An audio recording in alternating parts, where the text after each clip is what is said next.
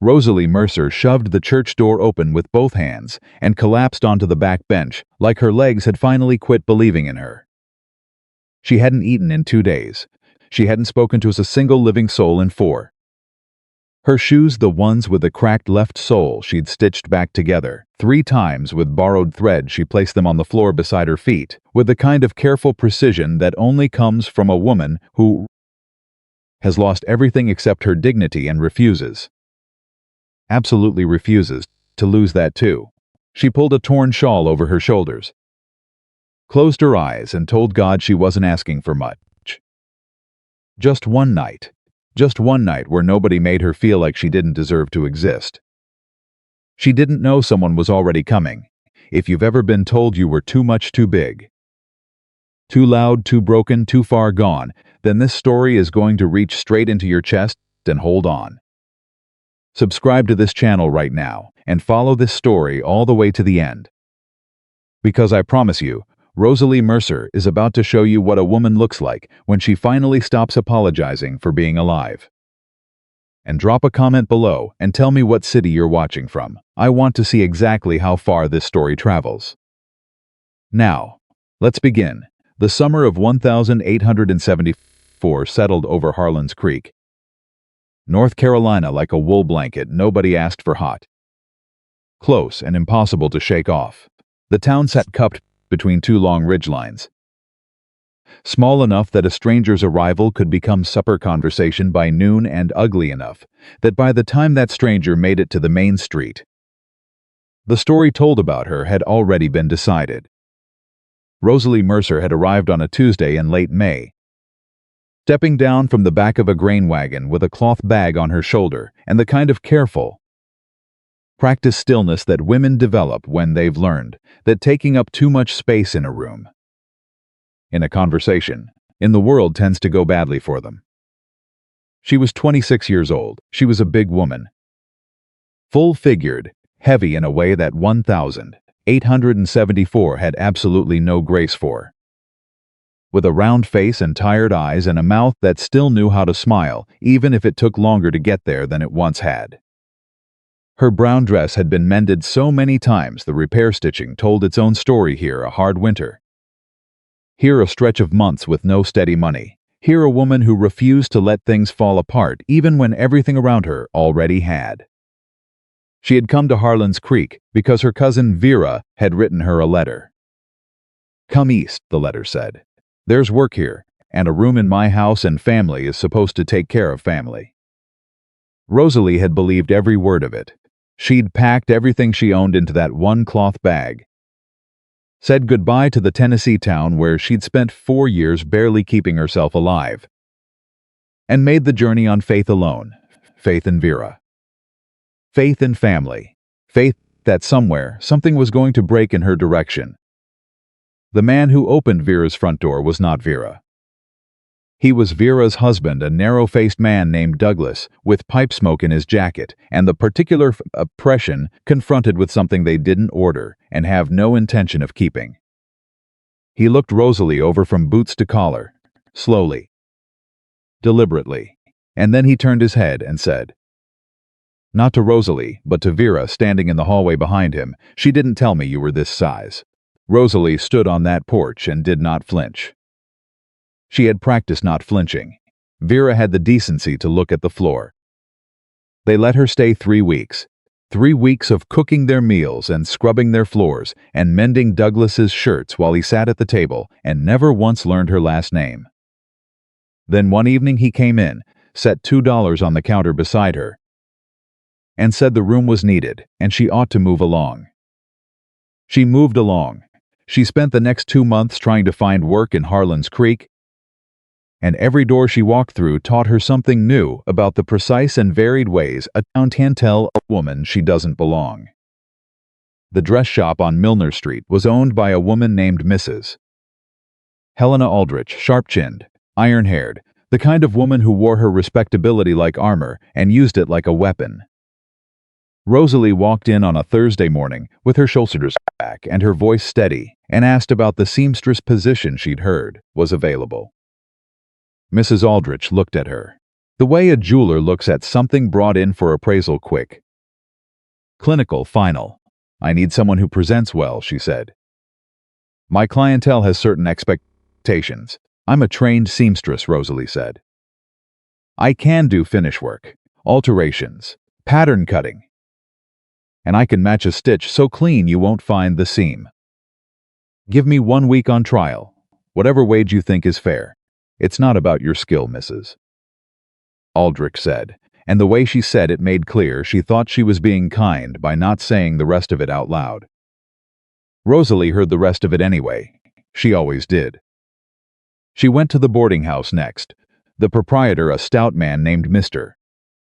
Gentry with a gold watch chain and a laugh that came too easy opened the door. Looked at her, and laughed. Actually laughed. Caught himself. Straightened his face into something approximating regret. I run a respectable establishment, he said. I cook, Rosalie said. I've been cooking since I was 9 years old. I can make a meal out of what most people would throw away. I'm sure you can, he said. And closed the door. The dry goods store, the laundry. The milliners. Each one a variation on the same conversation. Each one a door that opened just long enough for her to see inside before it swung back and caught her. By the middle of July, the $2 Douglas had handed her were gone. She had been sleeping in an abandoned shed on the east side of town for 3 weeks. Until the man who owned the land came and told her to get off it. She had enough food for 1 more day, maybe 2 if she was careful. And she was always careful, but careful only stretches so far. That was when she found the Church of the Good Shepherd. It sat on a low rise just at the edge of town, plain white boards. A bell that hadn't rung properly in 2 years, and a front door that Pastor Holt never locked. He was a quiet man who believed a locked church was a contradiction in terms. And he kept a shelf of old blankets just inside the entrance and asked no questions about who used them. Rosalie slipped inside on a Wednesday night and told herself it was just the once. That was 11 days ago. Every morning she woke before sunrise. Folded her blankets, straightened the bench, placed everything back exactly as she'd found it, and walked out before the pastor arrived. She spent each day working through every remaining possibility she could think of. Each evening she came back and started the whole quiet ritual again, shoes off. Placed neatly on the floor beside the bench, shawl pulled up. Eyes closed. The practiced discipline of a woman who understood that dignity wasn't given to you. It was something you held on to yourself, with both hands. Especially after everything else was already gone. On the morning of July the 14th, she woke to the sound of boots on the threshold. She came up off that bench fast, heart slamming, shawl clutched to her chest. Shoes grabbed from the floor in one motion. The morning light was barely gray. The kind of early that feels like the world hasn't fully committed to the day yet. And the man filling the doorway was tall in a quiet way.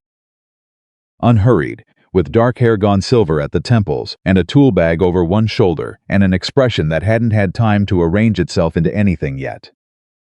He looked at her, and Rosalie braced for it, the judgment. The question, the contempt dressed up as concern. She braced for all of it, the way you brace when something's been thrown at you enough times that your body starts doing it before your mind even catches up. Morning, he said, that was all. Rosalie yanked the shawl tighter. I'm leaving, she said. I'll go, I'm sorry. You don't have to apologize to me, the man said.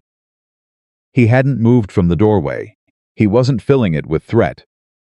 Just with presence, easy and still, the way a person stands when they have absolutely no intention of making something worse. I'm here to fix the door hinge. Name's Elias Whitmore. You need water? I've got a canteen. She stared at him. She was waiting for it. The pivot. The moment the price got named. I don't need charity, she said. It's water, Elias said.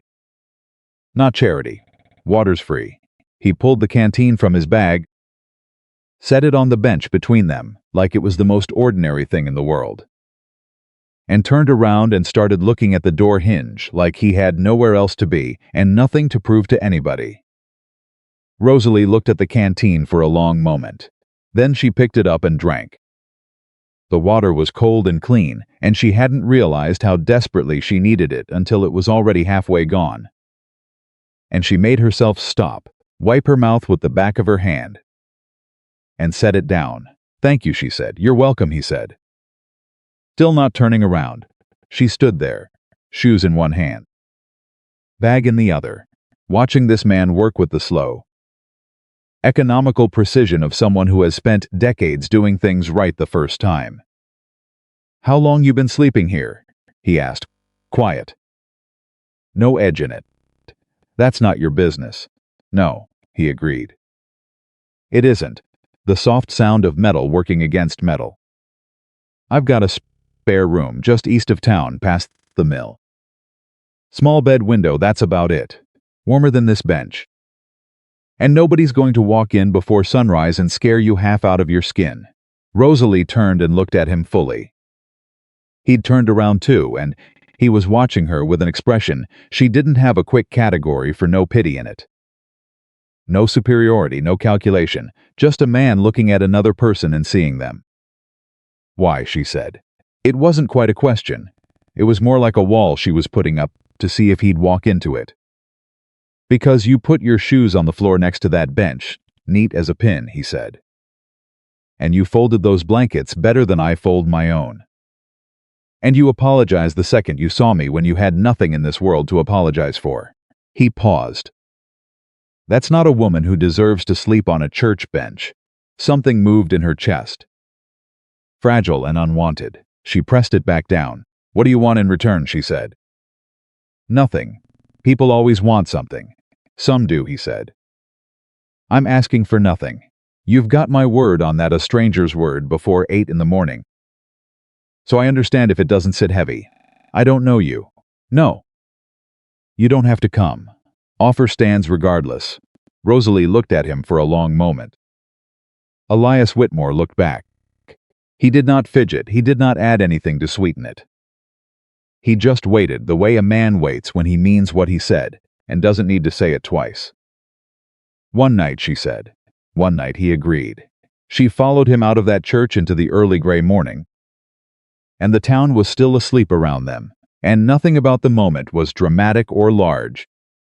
And yet something had shifted, some small tectonic thing, and Rosalie could feel it in her chest, even though she wasn't yet ready to admit what it was.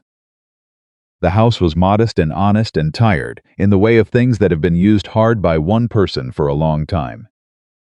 A stone fireplace in the main room, a kitchen smelling of sawdust and stale coffee. A short hallway that ended in a small room with a wooden bed and a window that looked out over a field of dry summer grass. Rosalie stood in the doorway of that room and felt something she hadn't felt in so long she almost didn't recognize it. Safe. Briefly, impossibly, dangerously close to safe. "Basins on the dresser," Elias said from behind her. "Towels on the hook. Workshop's out back if you need me. You don't have to talk or explain or thank me, just rest." She heard him walk away. Heard the back door open and close. She sat down on the edge of that bed and pressed the heels of her hands against her eyes and did not cry. She had taught herself a long time ago that crying didn't change anything. But she sat there for a long time, feeling the stillness of a room where nobody was going to come and ask her to leave. And that stillness was almost more than she could hold. She did not rest. She got up and went to the kitchen. There wasn't much. Flour, dried beans, a half-empty tin of coffee. Some vegetables going soft on the counter. A cast-iron skillet on the hook that hadn't been properly seasoned in what looked like years. Rosalie looked at all of it.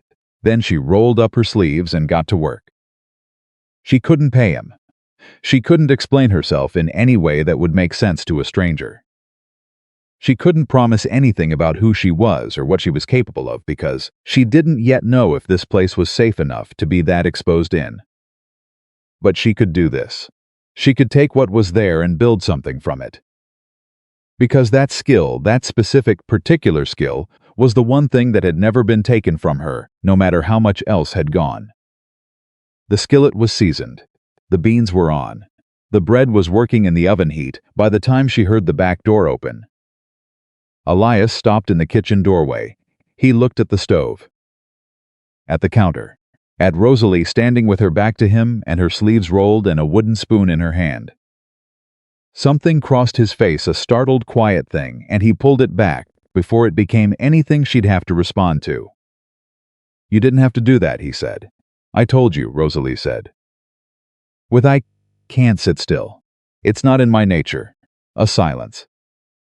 "Then smells better in here than it has in about 3 years." She almost smiled. She didn't. "Sit down. It'll be ready shortly." He sat down. They ate together in that kitchen, two people who didn't know each other. At a table that had been set for one for a very long time, and nobody said much. And that was fine, because sometimes the most important things happen in the quiet between two people who are just beginning to figure out if they can afford to trust each other. After, she cleaned up and found him in the workshop, running a smoother along a chair leg with long, even strokes. "I told you one night," she said from the doorway. "You did," he said. "If I stay longer, I need to be useful. I'm not a charity case, and I don't intend to become one." Elias set the smoother down and looked at her. "I didn't say you were. I know you didn't say it. I'm saying it so we're clear. I'll cook and keep the house while I look for work. When I'm back on my feet, I go. That's the arrangement." "That's fair," he said. "It is." She crossed her arms. "Do you agree to it or not?" "I agree to it," he said. She nodded once, started to turn away Rosalie. She stopped. "My wife left 8 years ago," Elias said. He wasn't looking for sympathy. His voice was flat and matter-of-fact, the way a man talks about a scar he's had long enough to stop feeling. "She said this town was too small and I was too quiet, and she needed more than what I could give her. Maybe she was right. But the point is, I've been alone in this house a long time. I'm not telling you that for pity. I'm telling you so you know I'm not running any kind of angle here. I don't need anything from you," except he paused. Seemed to search for the right word, except maybe for the kitchen to smell like that again sometimes. Rosalie stood in the doorway of that workshop for a moment. "That's an honest thing to say," she said finally. "I try," he said. She went inside. And she lay awake in that small room for a long time, thinking about a man who had just told her his wound without being asked who had offered it up, the way you offer a person your empty hands to show them you're not holding anything dangerous. She had met a lot of people in her 26 years. She had never met one who did that. The next morning she was up before the light and back on Milner Street by 7 o'clock, standing in front of the dress shop with her shoulders squared and her chin level. Mrs. Helena Aldrich arrived at 7:15, keys in hand, and stopped when she saw Rosalie on her doorstep. "You again," she said. "1 week trial," Rosalie said. "I'll work for whatever you think a week's worth is. At the end of 7 days, you decide if you want to keep me on. If you don't, you owe me nothing except the week's wage. I told you before. You told me your clientele has expectations," Rosalie said. "And I'm telling you that your clientele's hems will be even, and their seams will be invisible, and their alterations will fit them better than the original garment did. You put me in the back room. Your customers never have to see me. You get the best finish work in this county. That's the trade. Yes or no, Mrs. Aldrich?" A long silence stretched between them on that quiet morning street. Mrs. Aldrich's eyes moved over her slowly. Then something shifted, not warmth, not compassion, but something mercenary and practical. The look of a businesswoman doing arithmetic. "Thursday," she said. 7 in the morning. "You're late. Don't bother coming back." She pushed past Rosalie and unlocked the door without another word. Rosalie stood on that sidewalk and let out a slow breath through her nose. One foothold, just one, but one was enough to start. She was 3 blocks from the dress shop, moving toward the dry goods store, when she heard it. "Well, look at that." The voice came from the left, loud enough to be deliberate. She turned her head just enough to see who it was without fully stopping. 3 men stood outside the barber shop, The one who'd spoken was tall, broad-shouldered, with a silver watch chain, and the confident ease of a man who owned things. He was looking at Rosalie the way men like him look at things they've already decided they have an opinion about. His name, she would learn later, was Calhoun Marsh. He owned the feed mill, 2 parcels of land outside town, and approximately half the business debts in Harlan's Creek. He had a smile that showed all his teeth and none of his intentions. "You're the one staying out at the Whitmore place," he said. Not a question, loud enough for the street to hear. Rosalie stopped walking. She turned to face him fully. Calhoun Marsh smiled wider. Elias Whitmore taking in strays now. Didn't figure him for the charitable type. He looked at his companions, who obliged him with the kind of laughter that men perform when someone with power wants an audience. Then back to Rosalie. "What exactly are you providing in exchange for that roof over your head?" "Miss Mercer," Rosalie said. Her voice was level as a carpenter's line. "And that's not a question a gentleman asks a woman on a public street." The smile didn't move. "Didn't say I was a gentleman." "No," Rosalie said. "You didn't have to." She turned and walked on. She heard the laughter behind her, the kind that's aimed like a thrown stone, and she kept her shoulders back and her stride even, and she did not give a single one of them the satisfaction of watching her flinch. But her hands, down at her sides where nobody could see them, were shaking. And she knew with a certainty she felt all the way down into her bones that Calhoun Marsh was not the kind of man who let a woman have the last word without deciding eventually to collect. When she got back to the house that afternoon, Elias was on the porch with a piece of wood across his knees. He looked up, and he read her face the way a man reads weather. "Who was it?" he asked. She stopped at the bottom of the porch steps. "Man named Calhoun Marsh." Something moved through Elias's expression. Quick and dark. He set the wood down. "What did he say?" His voice was quiet, deliberate. "Nothing I haven't heard before," Rosalie said. "He implied I was..." She paused, chose her words, "earning my room." Elias was still for a moment. Then he stood up. "That's a lie," he said. "And he knows it's a lie. He doesn't care whether it's true," Rosalie said. "That's not the point of saying it." Elias looked toward the road for a moment. A muscle worked in his jaw. "Marsh has been looking for a reason to make my life difficult for 3 years," he said. "A property dispute. I've got land he wants and I won't sell it. And men like Marsh don't take that kind of no gracefully." Rosalie looked at him. "So I'm not just a woman sleeping in your guest room," she said slowly. "I'm a woman sleeping in your guest room while a man with a grudge against you is standing on the main street, making sure the whole town thinks the worst of it." "Yes," Elias said. He met her eyes. "I'm sorry. I should have warned you." Rosalie was quiet for a moment. "No," she said finally. "You couldn't known he'd move this fast." A breath. "What does he want?" "The land," Elias said. "And anything that makes me look like I'm not the kind of man who deserves to hold on to it." Rosalie nodded slowly. The shape of the thing was becoming clear to her. Not just a hostile town, not just ambient cruelty, a specific man with a specific agenda and the resources to push it.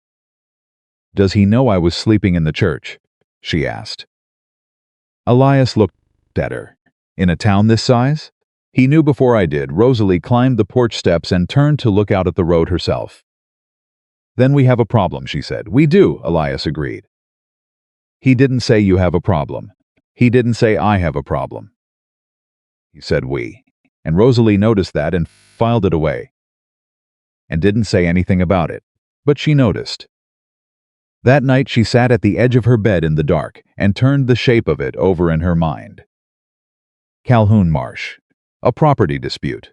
A woman whose presence in this house was being used as a weapon against the man who'd shown her the first genuine kindness she'd encountered in months. She had not come here to cause trouble. She had come here trying to survive. And now, through no fault of her own, through nothing more than the simple fact of being a woman who needed help and a man who'd been decent enough to offer it. Det one to Azichu. They were both standing in the crosshairs of something that had been building long before she ever set foot in this town. She thought about getting up and leaving. Right then. In the dark. Taking her bag and her shoes and her two new possibilities of Thursday work and disappearing before whatever Marsh was building could crush Elias along with her. She actually got as far as putting her shoes on. Then she stopped. She sat there in the dark with her shoes on and her bag in her lap, and she thought about every door that had closed in her face. Every voice that had told her she was too much, every person who had let her believe that her safety and her dignity and her right to simply exist without apologizing for it were luxuries she didn't get to have. And she thought about a man who had set a canteen on a bench between them and called it water, not charity. A man who had told her his wound without being asked. A man who had said we. Rosalie set her bag back on the floor.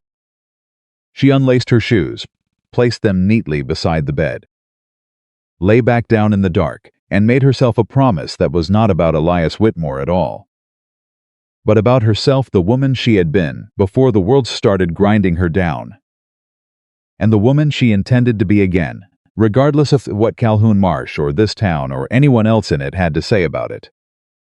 She was not leaving. Not this time. Not without a fight. She had made herself a promise in the dark, and Rosalie Mercer was not a woman who broke her promises, not even the ones she made only to herself.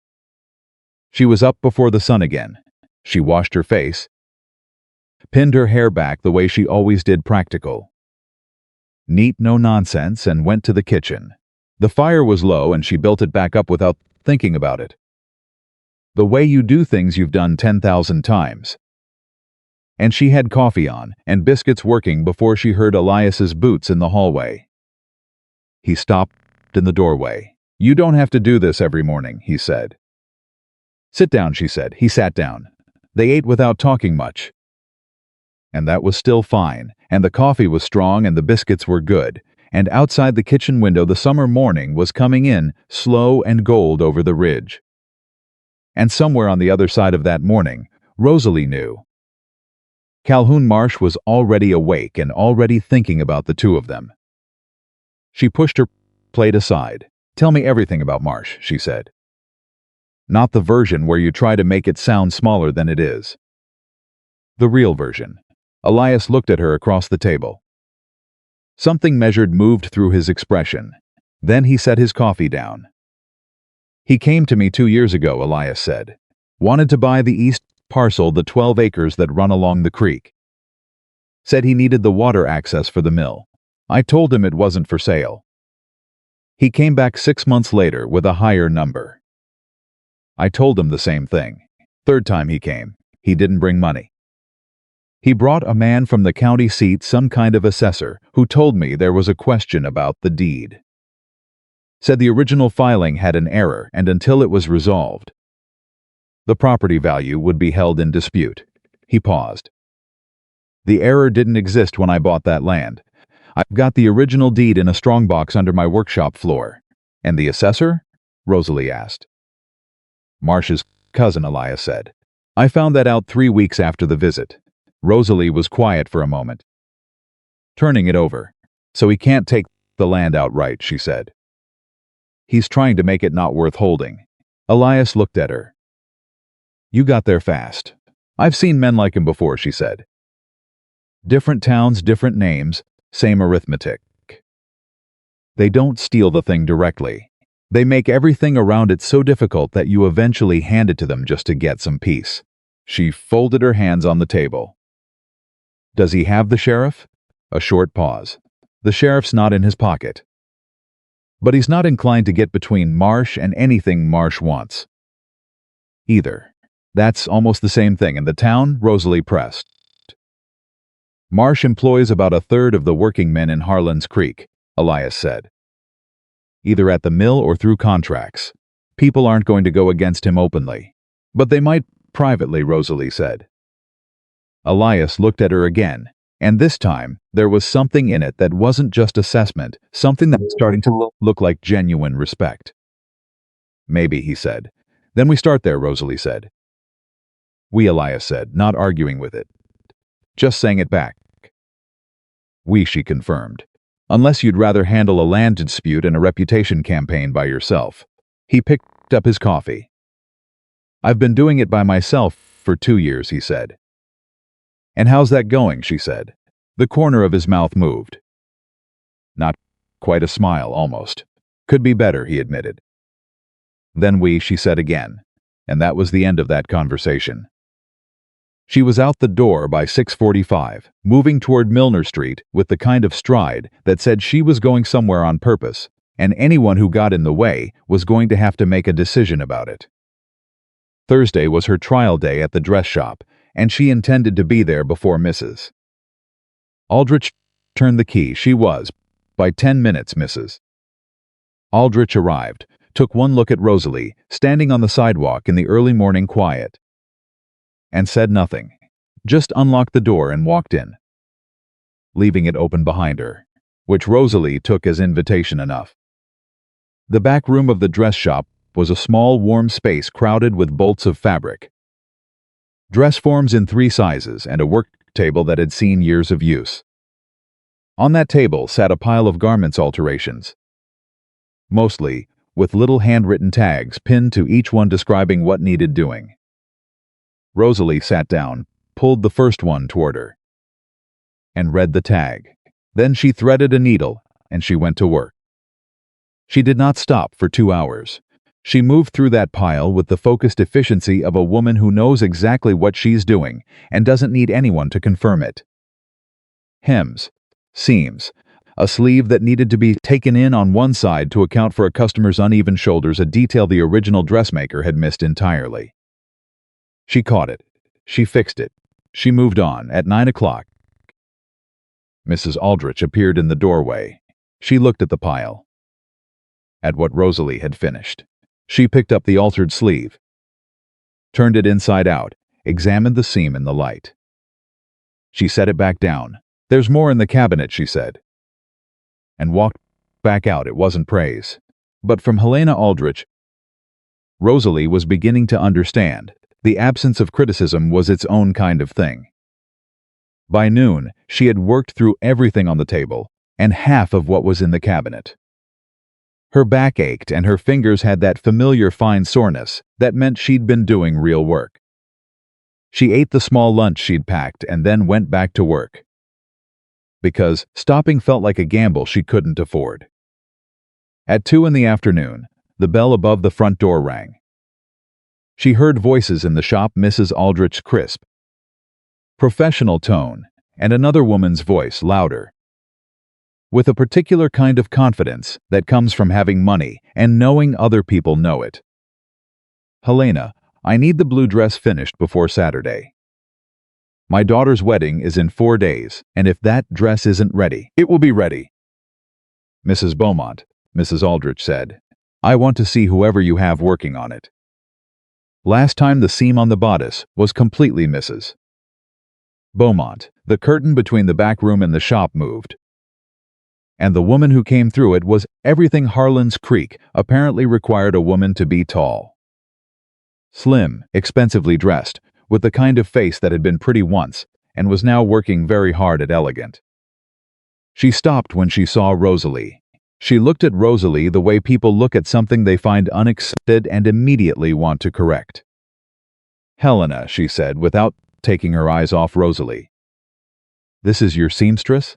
Yes, Mrs. Aldrich said, coming in behind her. Her voice was careful. Miss Mercer is doing the alterations this week. She's Mrs. Beaumont started, and then seemed to decide against completing that particular sentence. Instead, she picked up the nearest finished garment, examined it briefly, and set it back down. Where's the blue dress? Rosalie pulled it from the cabinet and set it on the table without a word. It was a reception dress, deep blue silk, beautifully cut, with a bodice that had been taken in and needed to be let out again. The kind of alteration that could easily go wrong. Mrs. Beaumont examined it. She turned it around. She ran her fingers along the side seam, then looked at the work Rosalie had already done on the neckline. Her fingers stopped. She looked at the stitching. Really looked at it. "How did you do this?" she said. Her voice had shifted, lost some of its performance. "Blind stitch," Rosalie said. "Matched the thread count to the original. You won't see it in daylight or lamplight." Mrs. Beaumont was quiet for a moment. Then she looked at Rosalie, and for a second, just a second, the social math she'd been doing got set aside, and she looked at her like one person looking at another. "My daughter is very particular," she said. "So am I," Rosalie said. Another silence. Then Mrs. Beaumont turned to Mrs. Aldrich. "The dress will be finished by Friday?" "Friday morning, Mrs. Aldrich said, with a glance at Rosalie that contained something new in it. Something that hadn't been there Thursday morning. "Fine," Mrs. Beaumont said. She walked back through the curtain without another word. The bell rang. She was gone. Mrs. Aldrich stood in the back room for a moment. "You'll do the blue dress first thing tomorrow morning," she said. "Yes, ma'am," Rosalie said. Aldrich looked at her for a moment. "You have good hands," she said, and left. Rosalie sat in the quiet back room and breathed through her nose and let that land. Good hands. From Helena Aldrich, that was practically a standing ovation. She was back at Elias's house by 4, and he was in the workshop. And she didn't bother him. She started supper, and she thought about Mrs. Beaumont's fingers pausing on that stitch, and she thought about Calhoun Marsh's smile on the main street. And she was so deep in her thinking that she didn't hear Elias come into the kitchen until he said her name. "Rosalie." She turned. He was standing in the doorway with a piece of paper in his hand. And his expression was the kind that made something cold move through her before he even spoke. "This was left on my workshop door," he said. He set the paper on the table. Nailed to it. She wiped her hands and crossed to the table and looked at it. It was a notice. Handwritten, but formal in its language, the kind of formal that had been carefully constructed to look official without actually being so. It stated that the property known as the Whitmore East Parcel was under review by the Polk County Land Commission, and that any improvements made to or use of said land during the review period would be considered unauthorized and subject to penalty. Signed by no one she recognized. "Is there a county land commission?" she asked. "Not that I've ever heard of," Elias said. She looked up at him. He's escalating, Elias agreed. "Why now?" she said. "You've been holding him off 2 years. Why this week?" Elias was quiet for a moment. "Because this week something changed," he said. And he looked at her steadily when he said it. Rosalie understood. She felt the weight of it settle on her, not guilt. Exactly, because she hadn't done anything wrong, but the particular gravity of knowing that your presence in someone's life has made their enemy move faster. "He thinks I'm a weakness," she said. "He thinks bringing me into this gives him a new angle. He thinks a lot of things," Elias said. "Most of them wrong." She set the paper back down. "We need to take this to someone who knows land law," she said. "Not the sheriff. Someone with legal knowledge." "Is there a lawyer in Harlan's Creek?" "One," Elias said. "Thomas Waverly. He's old, he doesn't take many cases anymore. And he and Marsh have had dealings in the past." "Dealings meaning what?" "Meaning Marsh once came to Waverly for representation, and Waverly turned him down," Elias said. "First man in this county I know of who ever told Marsh no." Rosalie looked at him. "Then that's where we go tomorrow," she said. "He might not see us. Then we sit on his porch until he does," she said. Something crossed Elias's face, that almost smile again. "Closer this time. You're a difficult woman to say no to," he said. "Good," she said. "Supper's ready." He sat down. That night the town talked, the way it always did. And the talk was not kind. 2 women at the well that evening told each other what they thought about a woman of Rosalie's description living under Elias Whitmore's roof. And their voices carried in the summer quiet, and Rosalie, walking back from the dry goods store, where she'd been given her first Tuesday shift, heard every word. She kept walking. She had learned a long time ago That some battles you fight in the open and some battles you fight by simply refusing to fall down. Refusing to give them the satisfaction of watching you collapse under the weight of what they thought about you. The women at the well wanted a reaction. They wanted tears or anger or the particular performance of shame that would confirm everything they'd already decided. Rosalie gave them nothing but her back, straight and steady. Moving down the road toward the house where supper was waiting, and a man who didn't require her to perform anything at all. That was worth more than anything she could have said. She got back to the house and found Elias on the porch. And she sat down on the step without being asked, and he didn't ask what was wrong even though he could clearly see something was. And they sat in the evening quiet for a while. "Tell me about your family," she said finally. "Where you're from. You asking to know. Or asking because the silence got too heavy." "Both," she said honestly. He almost smiled. "Virginia, originally. Came west when I was 22. My father was a furniture maker too, learned it from his father. I thought I'd go somewhere new and make a start that was mine instead of just a continuation of his." A pause. "Ended up here. Built the shop. Built the house. Met a woman at a church social who laughed at everything I said and had the prettiest eyes I'd ever seen." A long pause this time. "She wasn't wrong about me being too quiet. I think she tried to love me, but it was like trying to love a piece of furniture. Solid. Useful. Not much conversation," Rosalie said. "With you," he said. "I don't know why that is." She looked at the dark field. "Maybe because I'm not asking you to be anything you're not." He was quiet for a moment. "Maybe," he said. "Then what about you? Where's your family?" "Gone." "Mostly," she said. "My parents died when I was 16. I had an aunt who took me in for a year, then married a man who didn't want me in the house. I've been managing since I was 17. She said it the way you say things you've had a long time to make peace with, not without feeling. But without the rawness of an open wound. I know how to survive. She stopped. "I got tired. That's all. I got tired of surviving being the whole of what I was doing." Elias said nothing for a moment. Then very quietly, "You deserve more than surviving." Rosalie looked at the field. "So do you," she said. They didn't say anything else for a long time. But the silence had changed. It had weight now, and warmth, and the particular quality of a silence between two people who have just handed each other something real and are both carefully holding it. The next morning they went to see Thomas Waverley. He lived in a house at the end of Chestnut Street, set back from the road behind an overgrown garden. A white-haired man of 70 or so, who answered the door in his vest with a book in his hand and reading spectacles pushed up on his forehead.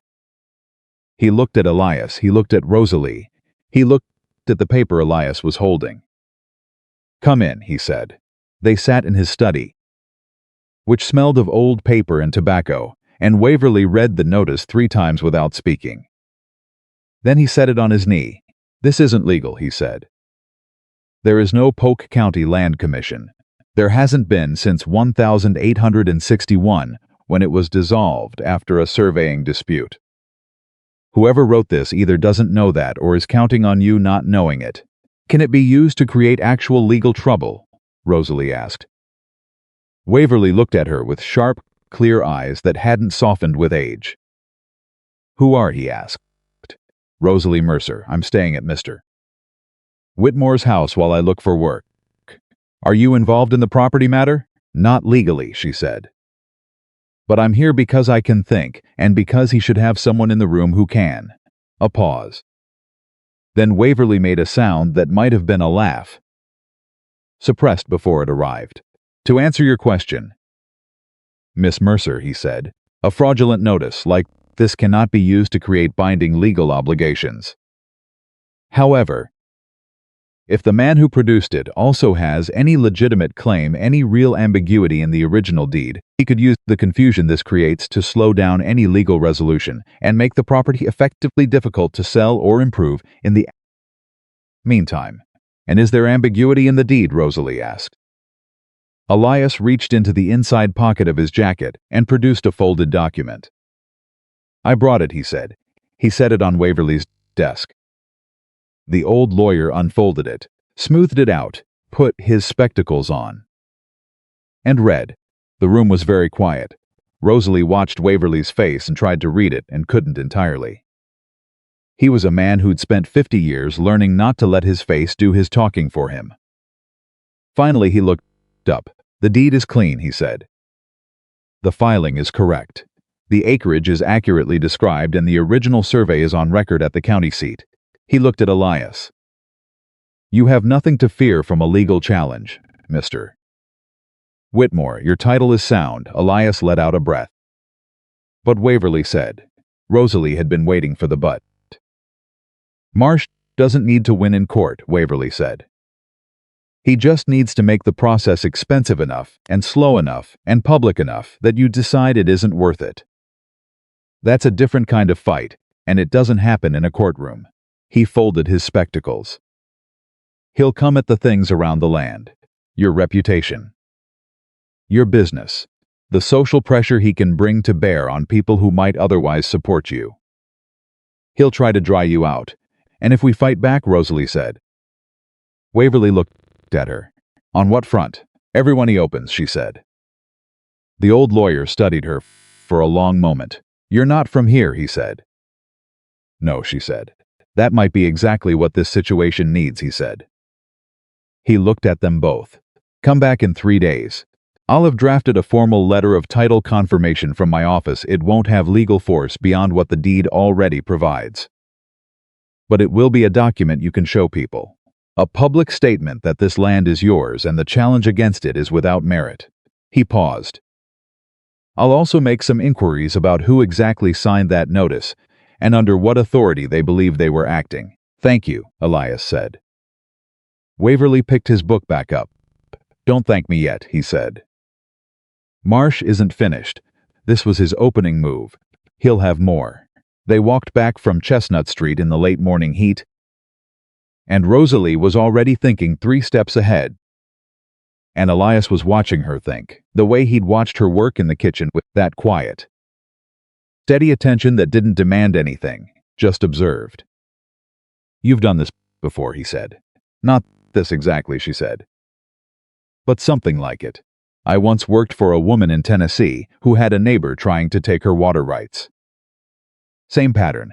Same kind of man. A pause. She kept the water. How she made sure more people knew the truth than he'd counted on, Rosalie said. He was counting on shame and isolation.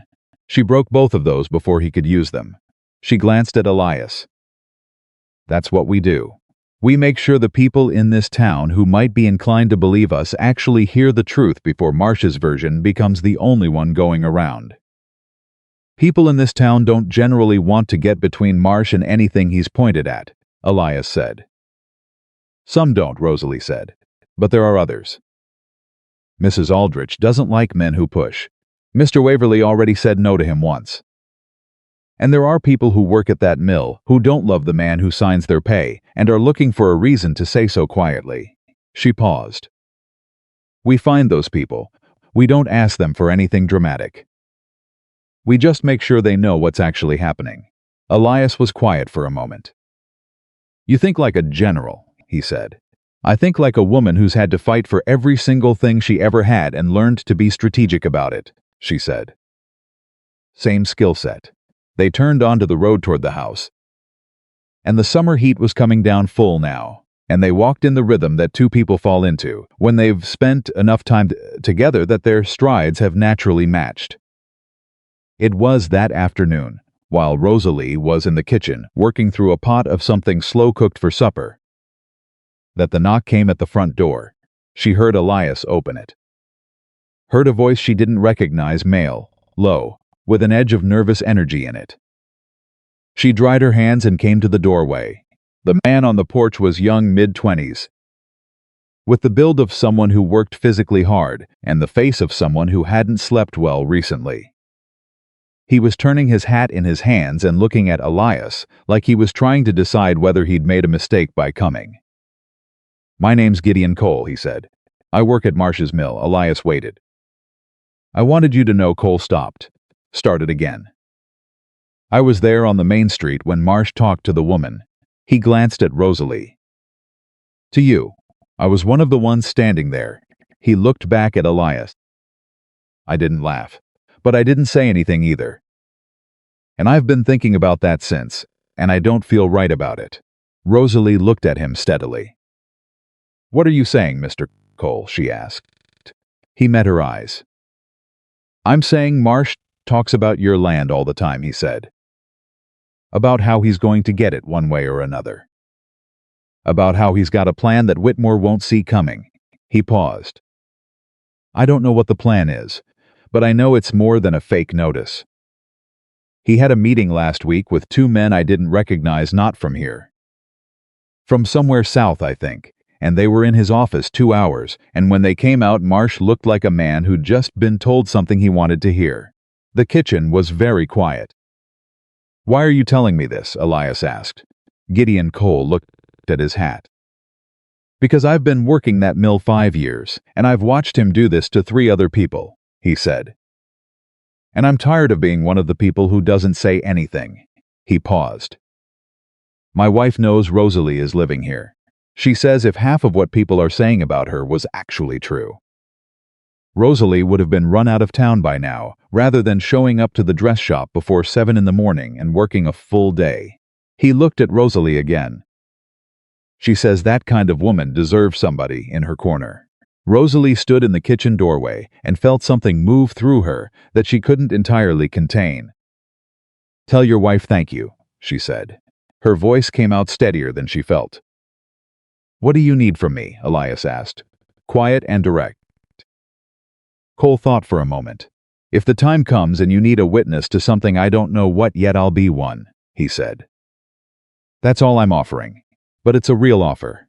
That's enough, Elias said. More than enough. Thank you, Cole nodded. Put his hat back on and walked back down the path. They watched him go. When he was out of sight, Rosalie turned and went back to the kitchen.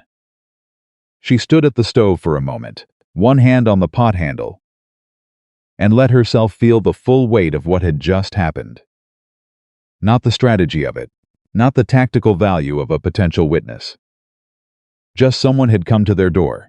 Someone had said, I see what's happening here, and I'm not going to pretend I don't. She heard Elias come into the kitchen behind her. You all right? He asked. Yes, she said. She turned around. I don't know. She looked at him.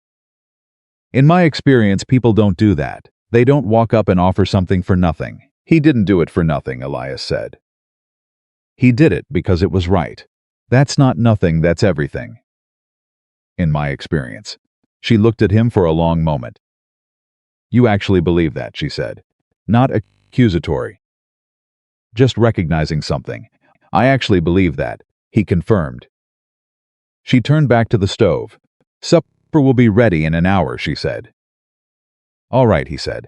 He didn't move right away. He stood in the kitchen a moment longer. The way he sometimes did, and she could feel him there without turning around, a steady, quiet presence that asked nothing and offered everything simply by existing in the same space. Then his boots moved down the hall, and the back door opened.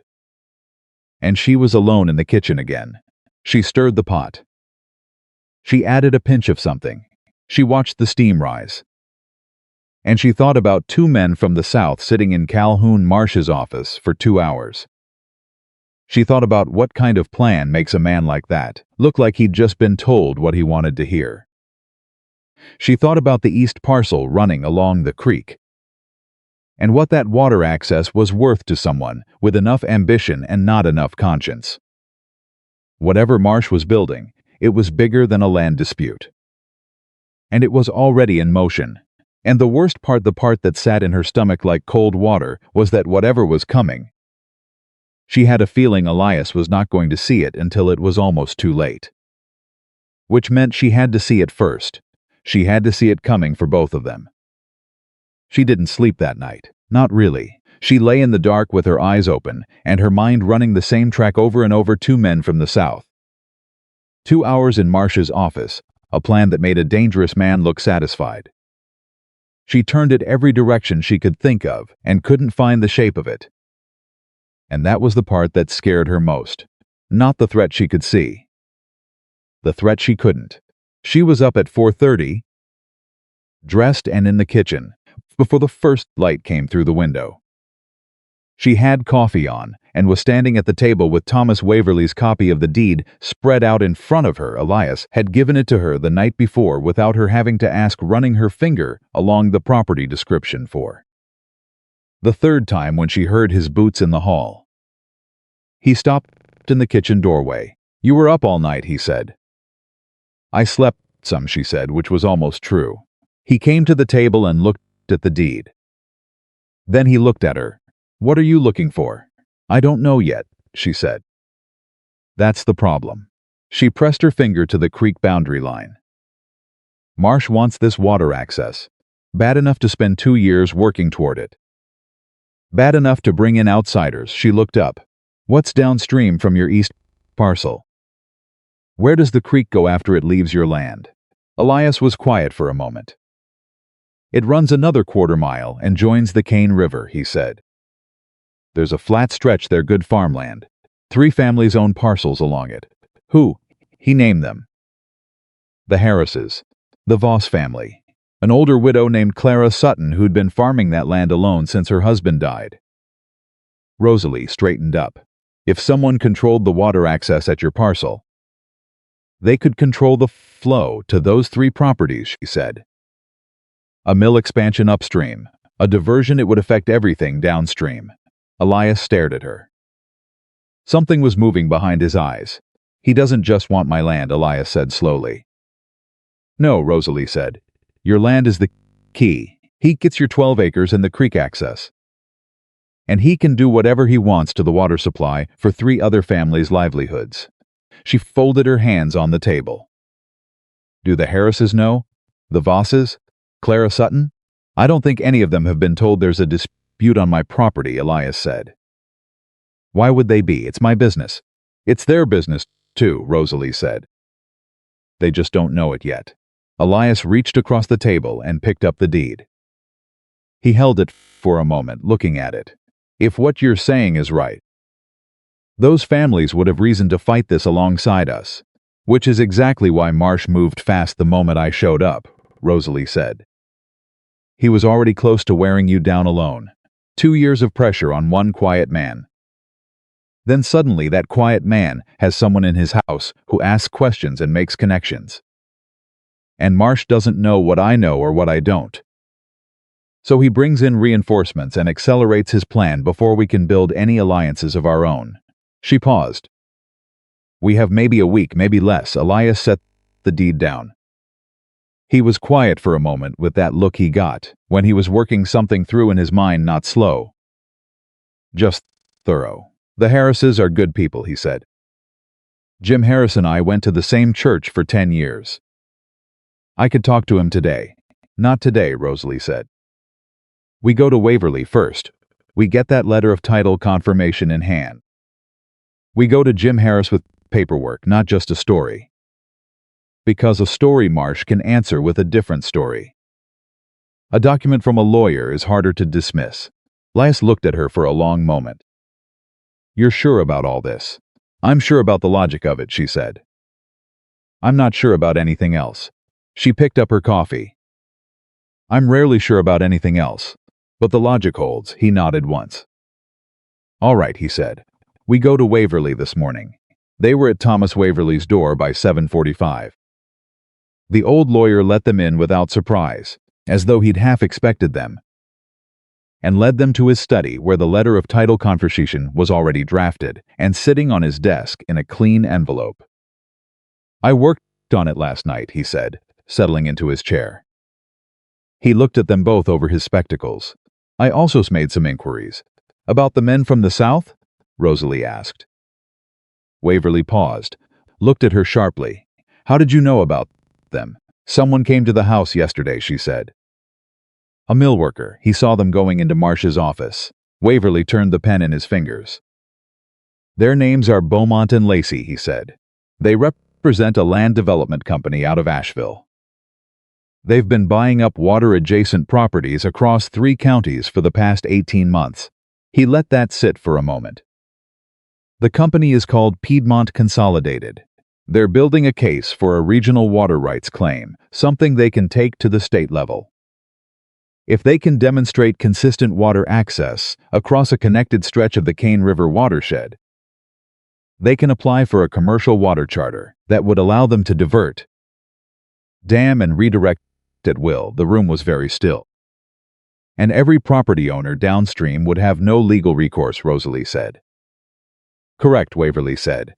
This was never about the mill, Elias said. His voice was quiet, but there was something in it that hadn't been there before. Something with an edge. The mill is Marsh's, Waverly said. Piedmont Consolidated is bigger than Marsh. I suspect he brought them in when he realized he couldn't break you alone. He's offering them your parcel as the final piece of their land chain in exchange for, he paused, something. Money, most likely. Or a share of the charter. Rosalie stood up. She didn't mean to, her body just did it, the way a person stands when a room gets too small for what's in it. She moved to the window and stood with her back to them for a moment. Clara Sutton, 3 families, a widow farming alone. People who had no idea their water was already being sold out from under them by a man they'd probably never even met. She turned around. How long before they can file the charter application, she asked. If they acquire your parcel, I'd estimate 60 days, Waverly said. They already own the other properties in the chain. Yours is the last. He looked at Elias, which is why the pressure has increased. They need yours before they can move. So as long as Elias holds the land. They can't file, Rosalie said. Correct. Then we need to do 2 things simultaneously, she said. First, the downstream families have to know what's coming. Today, not next week. Today. Because the moment those families understand what Piedmont Consolidated is planning, Marsh loses his political cover in this town. You cannot employ a third of Harlan's Creek and simultaneously destroy the livelihoods of 3 farming families and expect people to keep looking the other way. She turned to Elias. Second, is there anyone at the county seat who would take this seriously? A commissioner, a recorder, anyone with actual authority? Elias and Waverly exchanged a look. Commissioner Dale Pruitt, Waverly said slowly. He's an honest man. He and Marsh have no love for each other. There was a road contract dispute 2 years ago that Pruitt ruled against Marsh on. He paused. If you could get a formal complaint about the fraudulent notice in front of Pruitt's office, accompanied by the title confirmation and statements from the affected downstream landowners, it creates a record, Rosalie said. A public legal record that Marsh cannot make disappear. It doesn't stop him immediately, Waverly said carefully. But it changes the terrain. That's enough, Rosalie said. We don't need to stop him today. We need to make it impossible for him to win quietly. She looked at Elias. Can you take me to the Harris property this afternoon? Jim Harris, Elias said quietly, is not going to believe this easily. I know, Rosalie said. That's why you're taking me. Because he knows you. And because I can explain it. Elias held her gaze for a moment. Then he stood up, reached across Waverly's desk, and took the envelope. Thank you, Thomas, he said. Don't thank me, Waverly said. The same thing he'd said before. Come back when you have statements. I'll help you draft the formal complaint. They walked to the Harris property in the heat of the early afternoon. And Rosalie was quiet most of the way, organizing the shape of what she needed to say into the clearest possible sequence, stripping out everything that wasn't essential. She had learned that truth was most effective when it was simple. When it had enough space around it that a person couldn't get confused about what they were supposed to understand. Jim Harris was a big weathered man who came to his front door with a look of mild surprise at seeing Elias and open curiosity at seeing Rosalie. He shook Elias's hand. He nodded to Rosalie with the particular cautious courtesy of a man who'd heard the talk and hadn't decided what to do with it yet. Elias, he said, come in out of the heat. They sat in his front room. His wife, a steady-eyed woman named Margaret, brought water without being asked, and then sat down herself, which told Rosalie something useful about the kind of household it was. Elias started. He explained the land dispute, the fake notice, the escalation, Waverly's findings. He was plain and factual and didn't reach for drama, which was the right instinct. Jim Harris listened with his arms across his chest and his expression going from curious to still to something harder to read. Then Elias looked at Rosalie. She leaned forward in her chair.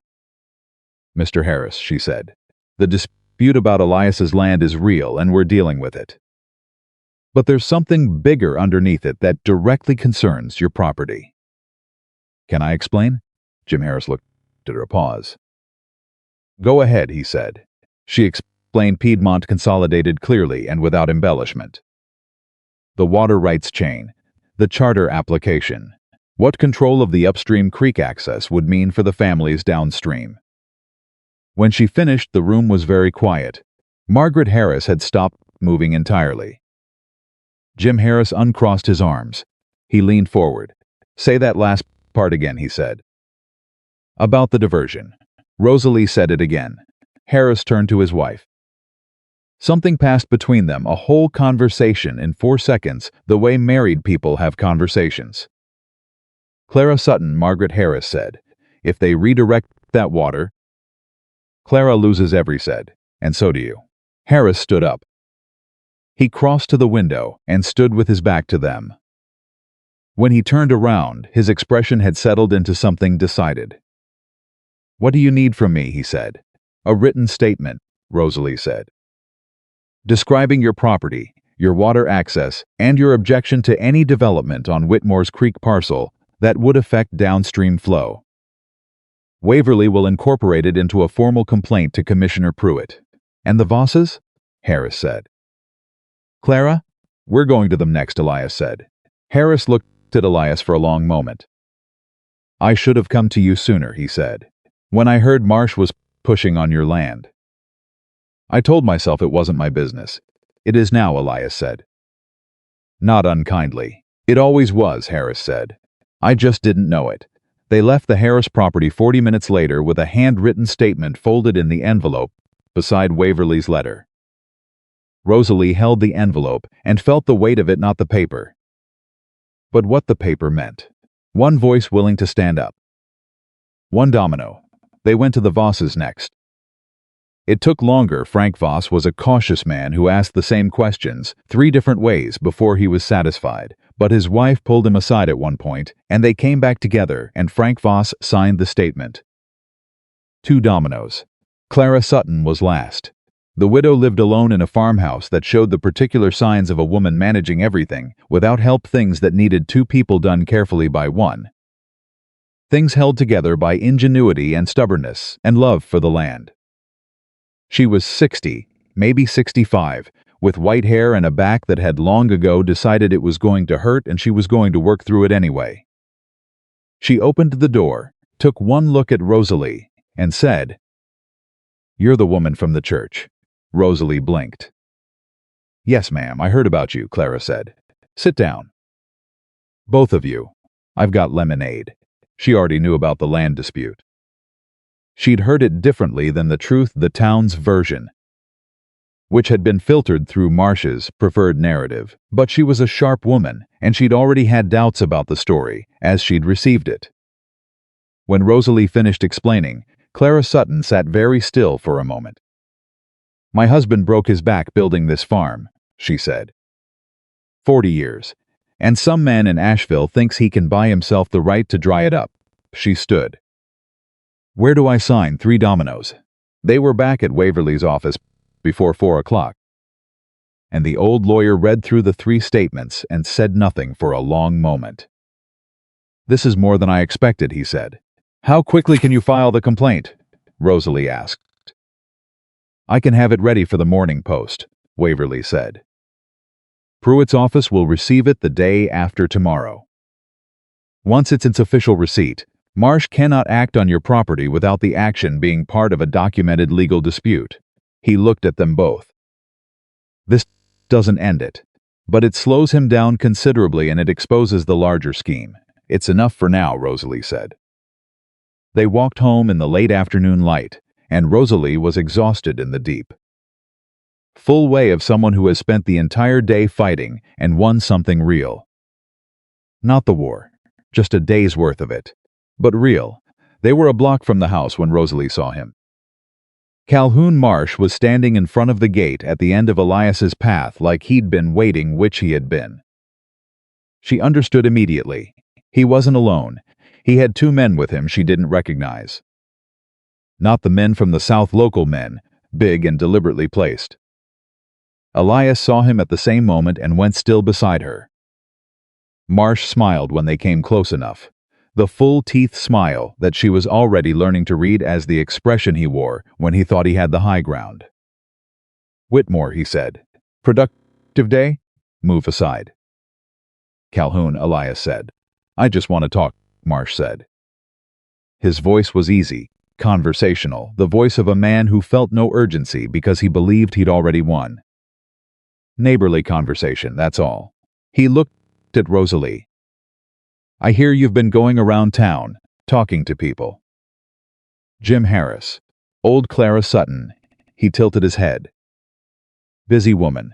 Rosalie met his eyes. She said nothing. "Here's the thing about busy women," Marsh said, "who come into a town they don't belong to and start inserting themselves into matters that don't concern them." He paused. "They tend to make things harder for the people who were kind enough to take them in." The threat in it was soft and precise, like a blade laid flat against a palm.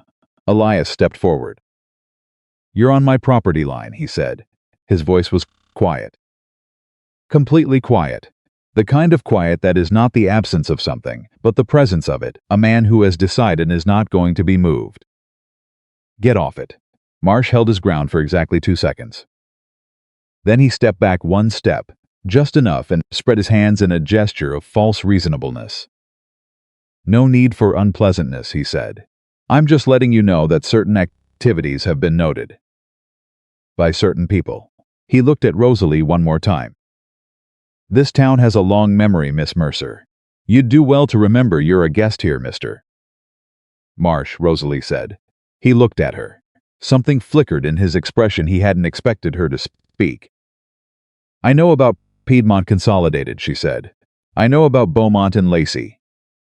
I know about the water charter application and the land chain you've been building for 18 months. She watched his face.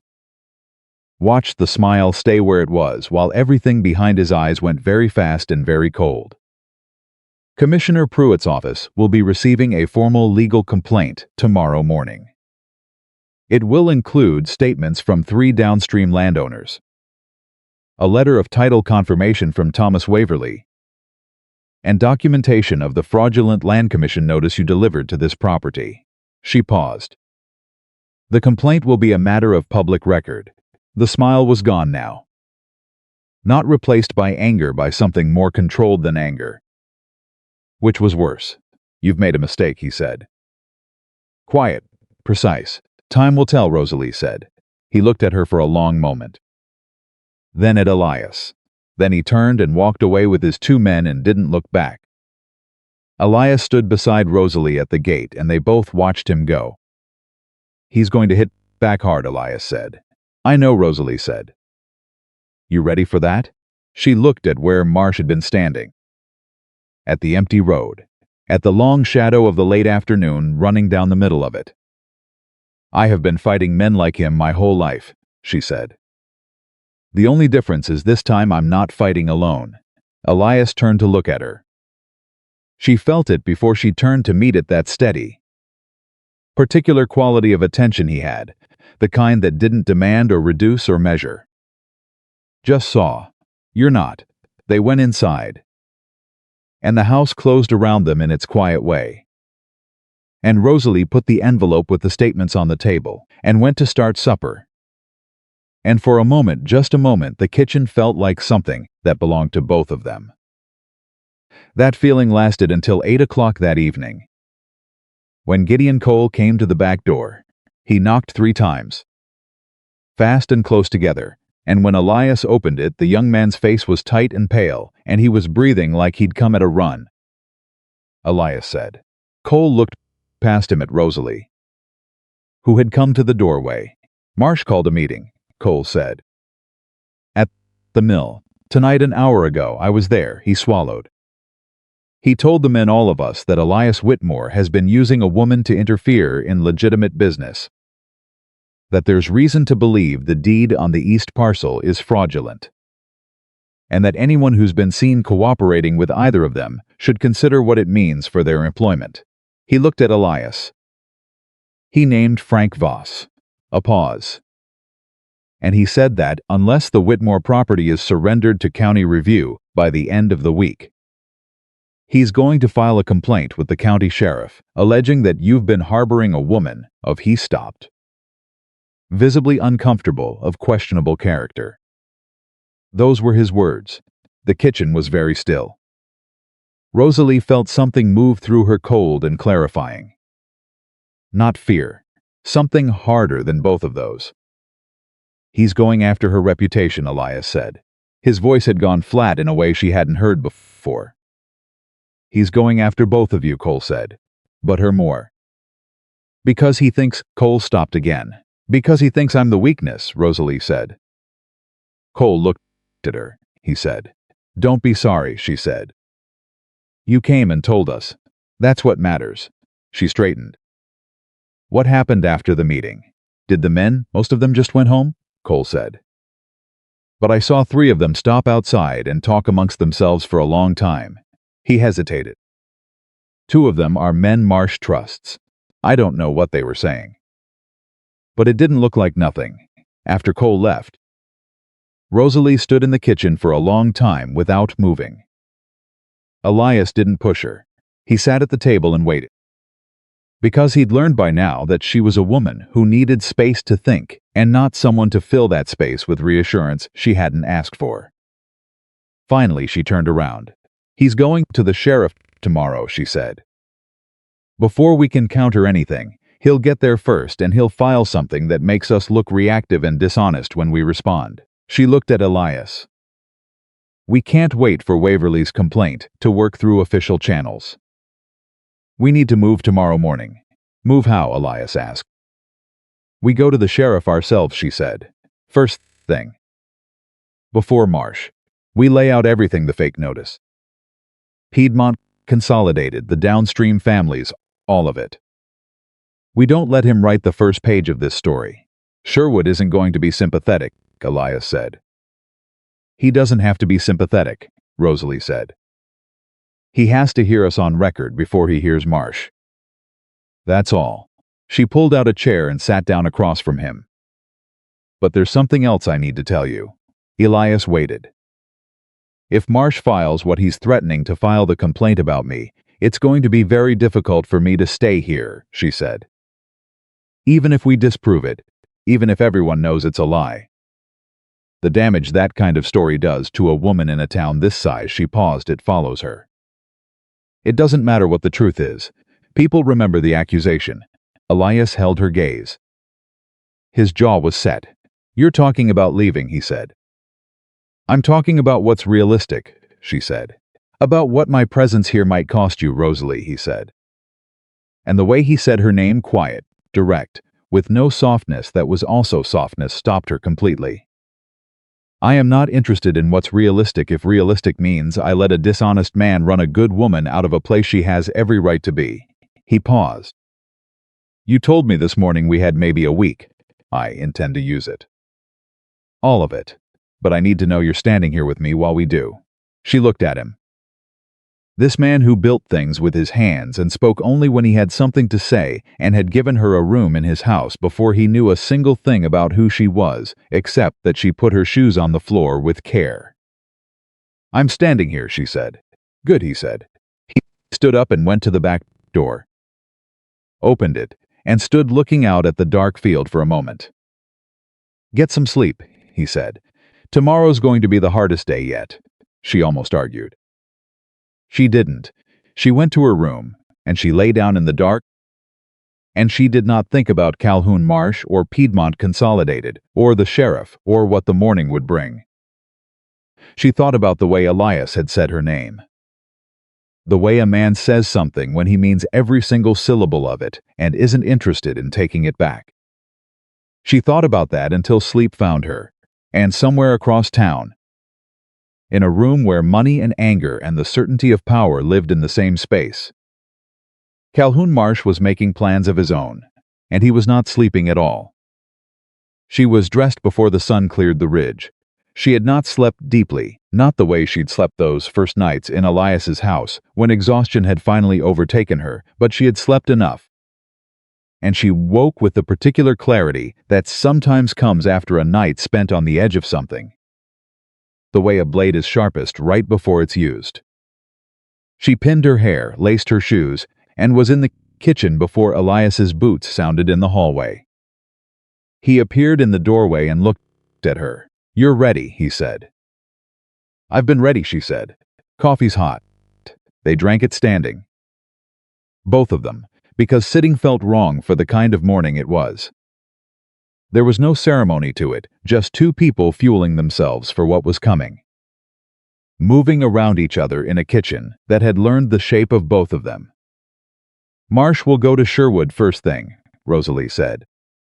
"He's a man who understands the value of the first impression. He'll have a story ready, something that sounds reasonable." "Sherwood's not stupid," Elias said. "No," Rosalie agreed. "But he's practical. And a practical man who doesn't want trouble will default to whoever gets there first with the cleaner version of events." She set her cup down.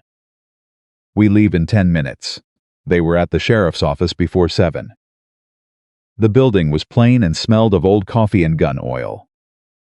And Sheriff Amos Sherwood was already at his desk, a lean, gray-haired man with a face that had stopped being surprised by people a long time ago. He looked up when they came in, and his expression didn't shift much in any direction. "Whitmore," he said, then with a careful neutrality. "Miss Mercer," Sheriff Elias said, "we need to talk to you before you hear from anyone else today. That's the plain reason we're here this early." Sherwood leaned back in his chair. "Meaning Calhoun Marsh," he said. "Yes," Elias said. A pause. "All right," Sherwood said. "Talk." Rosalie talked. She laid it out the same way she'd laid it out for Jim Harris. For the Vosses, for Clara Sutton, clean and sequential. No embellishment, just the facts in their logical order. The fake land commission notice. Thomas Waverly's findings. Piedmont Consolidated. Beaumont and Lacey, the water charter. The downstream families. Gideon Cole's account of the mill meeting. Marsh's threat to file a complaint against her character. She put Waverly's letter and the title confirmation on Sherwood's desk while she talked. Sherwood read the documents without interrupting her. He read them slowly and thoroughly, the way a man reads something he knows he's going to be asked about later. When she finished, the office was quiet for a moment. "You've done a considerable amount of work in a short time," Sherwood said. "I had reason to," Rosalie said. He looked at her steadily. "You understand I can't take action against Marsh on the basis of what you've told me this morning. What I have here is a questionable notice and some statements from landowners. That's not a crime." "I understand that," Rosalie said. "I'm not asking you to arrest him. I'm asking you to hear us on the record before he comes in here with his version. Whatever he tells you this morning, you'll know ours first. That's all." Sherwood looked at her for a long moment. Something moved in his expression, not sympathy, exactly, but the particular respect a practical man develops for someone who understands his limitations and works within them. "And the complaint he's planning to file against you," Sherwood said. "It'll be a lie," Rosalie said. "You can do what you want with a lie when it comes to you. I'm just making sure you already know that's what it is." Sherwood was quiet. He picked up Waverly's letter, read a portion of it again. Set it back down. "I'll note this conversation in my log," he said. "Dated and timed. Your deed is clean?" Waverly confirmed it, Elias said. "Then stay off the east parcel until this is resolved. Don't give anyone a reason to create a physical confrontation." He stood up, which was dismissal. "I appreciate you coming in." They walked out into the morning, and Rosalie felt the tension in her shoulders ease by exactly 1 degree. Not relief, it was too early for relief, but 1 degree. He'll be fair, Elias said. He'll be careful, Rosalie said. Right now, that's enough. They were halfway down the main street when they saw Marsh. He was coming from the opposite direction, moving with that deliberate, proprietorial stride, and he saw them at the same moment they saw him. He stopped. They stopped. 15 feet of Morning Street between them. He looked at Rosalie. She looked back. Then he smiled slower this time, without the teeth, something more considered in it, and walked on toward the sheriff's office without a word. He knows we were already there, Elias said quietly. Yes, Rosalie said, let him recalculate. She turned toward Mrs. Aldrich's dress shop, because she had the blue dress to finish, and Mrs. Beaumont's daughter's wedding was in 2 days, and she was not going to let Calhoun Marsh cost her the first real professional work she'd had in months. She told Elias she'd be back by noon and walked on without waiting for an argument. The back room of the dress shop received her like a workroom, should tools in their places. The blue dress waiting on the form, everything exactly where she'd left it. She sat down, threaded her needle, and went to work. She had been at it 40 minutes when Mrs. Aldrich came through the curtain. Rosalie didn't look up from the bodice seam she was setting. I heard you went to see Sherwood this morning, Mrs. Aldrich said, looked up, then. In a town this size. News traveled before the dew dried. I did, she said. Mrs. Aldrich was quiet for a moment. She crossed her arms in that particular way she had not hostile. Just contained. I've lived in this town 31 years, she said. I watched Calhoun Marsh ruin 2 men I respected. One of them was my husband's business partner. A pause. I didn't do anything then either. Rosalie waited. The blue dress will be finished Friday, Mrs. Aldrich said. And when Mrs. Beaumont comes to collect it, I'll be telling her it was done by the finest hand I've had in this shop. She paused again. And something in her expression was difficult to name, not softness exactly, but an opening. I'm saying that publicly. Rosalie held her gaze. Thank you, Mrs. Aldrich, she said. Don't thank me, the older woman said. Just do the dress justice, and walked back through the curtain. Rosalie looked at the blue silk in her hands. Another domino. She finished the dress by 11.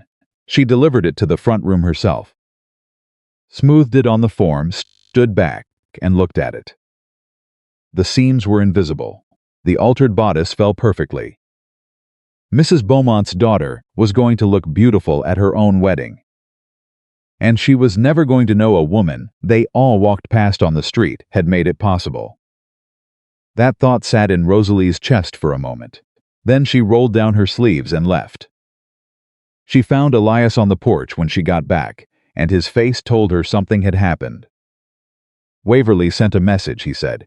He was holding a folded note. Marsh filed with Sherwood. What did he file? Not what Cole warned us about, Elias said. And that alone made her go still, because a man who doesn't do what he threatened means he's decided to do something worse. He filed a formal petition claiming the title to the east parcel was obtained through a fraudulent survey in 1869. He's saying the original boundary markers were deliberately misplaced to incorporate creek land that should have remained common property. He paused. He has a surveyor's report, brand new, dated 3 days ago. Rosalie took the note and read it. Her mind was already moving. A fraudulent survey from 1869, she said. That's 15 years ago. Who sold you the land? A man named Garrett. He moved to Tennessee about 5 years after I bought it. And the original survey? It's in Waverly's files now. Same one we showed Sherwood this morning. Then Marsh had his surveyor produce a new report that contradicts the original, she said. And he's hoping the contradiction itself creates enough legal ambiguity to freeze the property. She set the note on the porch railing. This is what the men from Asheville advised him to do. This is the plan. Elias leaned against the porch post. He had that quality about him, now that she'd seen in the church. That first morning, absolutely still, absolutely unperformative. A man who dealt with the real thing in front of him, rather than the version of it that was easier to handle. Can Waverly fight it, he asked. Waverly can file a response, Rosalie said. But a competing survey is a slow fight. County commissioners. State records, potentially a court date. She thought for a moment. Where are the original boundary markers, the physical stakes from the 1869 survey? On the property, Elias said. I've walked that line 100 times. The creek boundary markers are iron stakes set in stone. You don't move those without breaking rock. Rosalie looked at him. Then we need someone to document exactly where they are. Right now. Today. Before Marsh's surveyor goes back out there and discovers something different. She straightened. Is there anyone in this county besides Waverly's contact who can survey land? Anyone independent of Marsh, Elias thought. There's a man named Cutter. He works out of Marion. He did the survey for the Harris property 2 years ago. Jim Harris used him specifically because he wasn't local. Write to him today, Rosalie said. No, we need faster than mail. Can you get to Marion? It's a 4-hour ride, then go tomorrow morning, she said. Early. I'll handle things here. He looked at her. What does handle things here mean? It means I'm going to spend tomorrow talking to people, she said. The people in this town who know Marsh's pattern and have been waiting for a reason to say so, where someone official can hear it. She met his eyes. And I'm going to find out who signed that fake land commission notice. Rosalie, I know, she said. I know it's a risk. But we're not going to win this from a defensive position. We keep responding to what he does, and he just does the next thing. She paused. We have to get ahead of him. He studied her face for a long moment. You understand, he said carefully, that if this goes wrong, if Marsh decides to move faster, then we can answer the thing he files against you personally could make it impossible for you to find work in this county. In any county that talks to this one. I know, she said. And you're still. I am standing here, she said. The same words she'd used the night before, same weight to them. That hasn't changed. He held her gaze. Then he pushed off the porch post. I'll write to Cutter tonight and ride to Marion at first, he said. I'll be back by evening. Good, she said. I'll have supper waiting. He almost said something. She watched it move across his face, something that wasn't about logistics or legal strategy. Something more personal than any of that. He pulled it back, and she was almost sorry he did. Supper, he said instead. And went inside. That night, after they'd eaten, and the dishes were done and the house had gone quiet, Rosalie sat at the kitchen table with a piece of paper and wrote down every name she could think of, every person in Harlan's Creek who had a reason to want Marsh held accountable and the courage to say so publicly. She crossed off half of them immediately. Too exposed. Too dependent on Marsh's employment. She looked at what remained. It wasn't many, but it was something. She went to bed with the list in her mind and woke at 4 to the sound of Elias moving through the house quiet. Careful, not wanting to disturb her, she heard the back door. The sound of his horse being saddled in the dark. She got up and went to the kitchen and made coffee and wrapped biscuits in a cloth and brought them out to the yard where he was checking the saddle cinch in the thin pre-dawn dark. He looked up when she came out. She handed him the cloth. Biscuits, she said. He took them, looked at her for a moment in the early dark, and the expression on his face was the kind that something made of gratitude, and something made of recognition, and something else underneath both of those that neither of them had said out loud yet. Be careful today, he said. You too, she said. He rode out. She stood in the yard and watched him go until the dark took him. And then she went inside and started her day. By 8 o'clock she had been to see Margaret Harris. Margaret, it turned out, had been holding something back the day before, a piece of information she hadn't been sure was relevant. or hadn't been sure she was ready to offer, but she'd made up her mind overnight. The man who signed that land commission notice, Margaret said. She and Rosalie were in her kitchen, the door closed. Her voice low the way it gets when someone is about to say something that can't be unsaid. His name is Roy Pettifer. He's a clerk at the county assessor's office in Marion. And he is Calhoun Marsh's wife's first cousin. Rosalie set down her coffee cup very carefully. How do you know that? She asked. Because Roy Pettifer grew up 2 towns from here, Margaret said. I went to school with his sister. I recognized the name on the notice when Elias showed Jim the copy. She paused. I didn't say anything at the time because I wasn't sure it mattered. But if that man falsified an official document, it's fraud, Rosalie said. Actual dispute. A crime. Margaret nodded. Jim said I should tell you. He said you'd know what to do with it. Rosalie stood up. Mrs. Harris, she said, would you be willing to write down what you just told me? Your connection to Pettifer, your recognition of the name. The family relationship to Marsh. Yes, Margaret said. Without hesitating. Already decided that before you asked. She had the statement in her coat pocket by 8:30 and was at Waverly's office by 9. The old lawyer read it twice. Then he took off spectacles and cleaned them. Which she was learning was something he did when he was thinking carefully. Roy Pettifer, he said. You know him? Rosalie asked. I know of him, Waverly said. He's been at the assessor's office 4 years.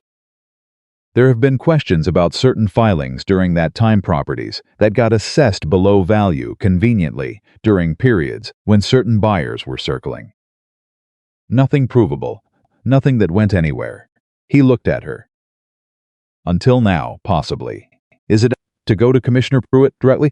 Rosalie asked. Not through the mail in person. Waverly studied her. You're suggesting we go to Marion? Yes, she said. You and me. A long pause. Elias is already in Marion, he pointed out. I know, she said.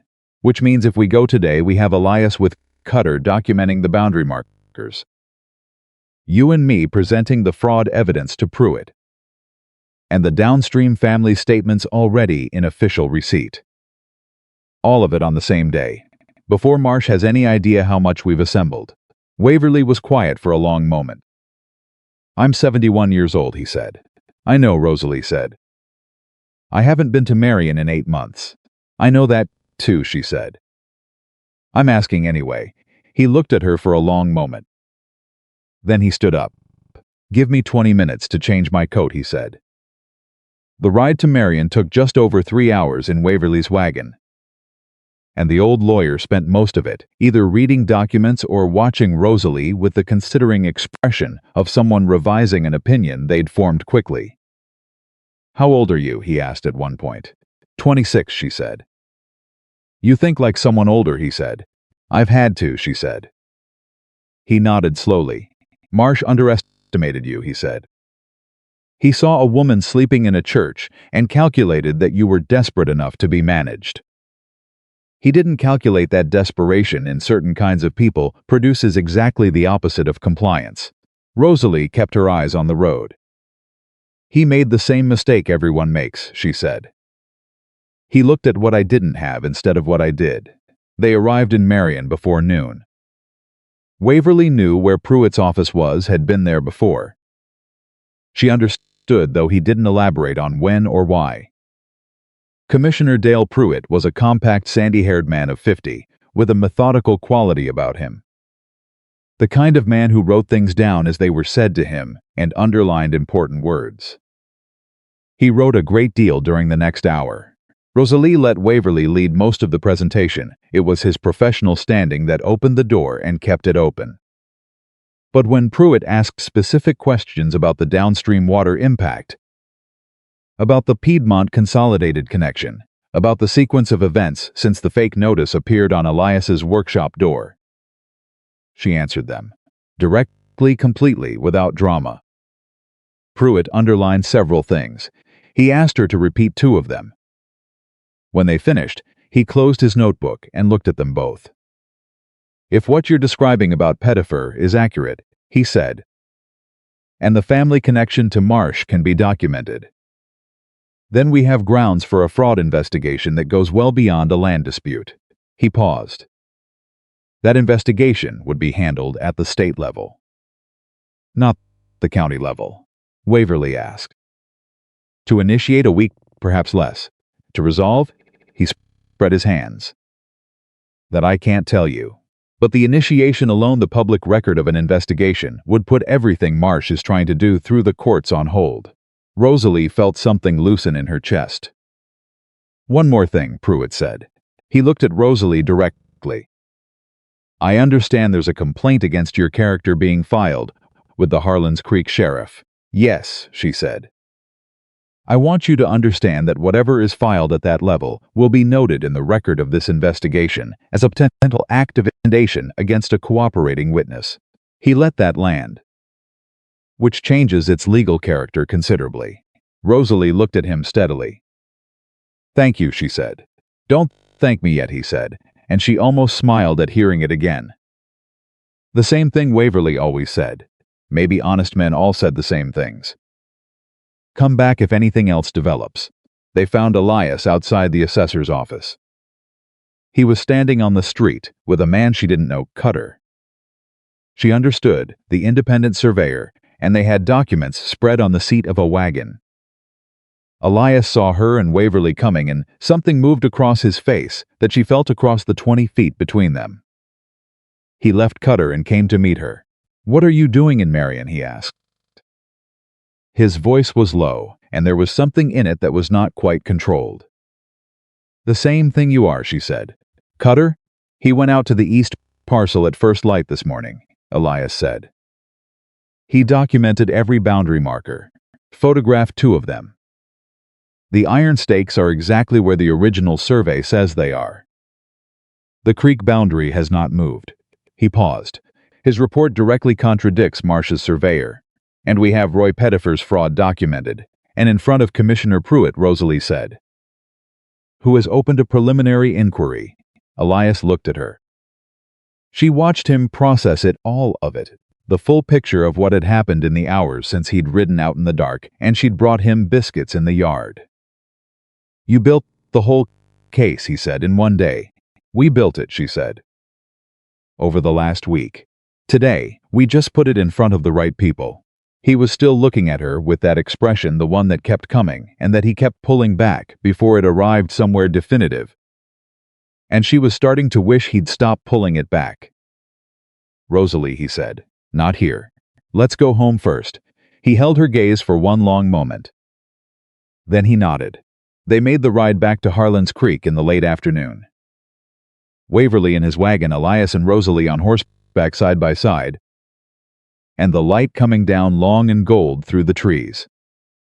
And neither of them said much, and that was still fine. That was still the comfortable silence that had built itself between them, over these weeks of fighting the same fight in the same direction. They were half a mile from town when Elias pulled his horse up. She pulled up beside him. What? She said. He looked at her. The low light was full on his face, and he wasn't pulling anything back now. I need to say something, and I'm going to say it badly, because I'm better with wood than words. So I'm asking you to hear what I mean rather than what I say. She turned her horse to face him fully. All right, she said. I have been alone in that house for 8 years, he said. And I told myself I was fine. I told myself quiet was enough.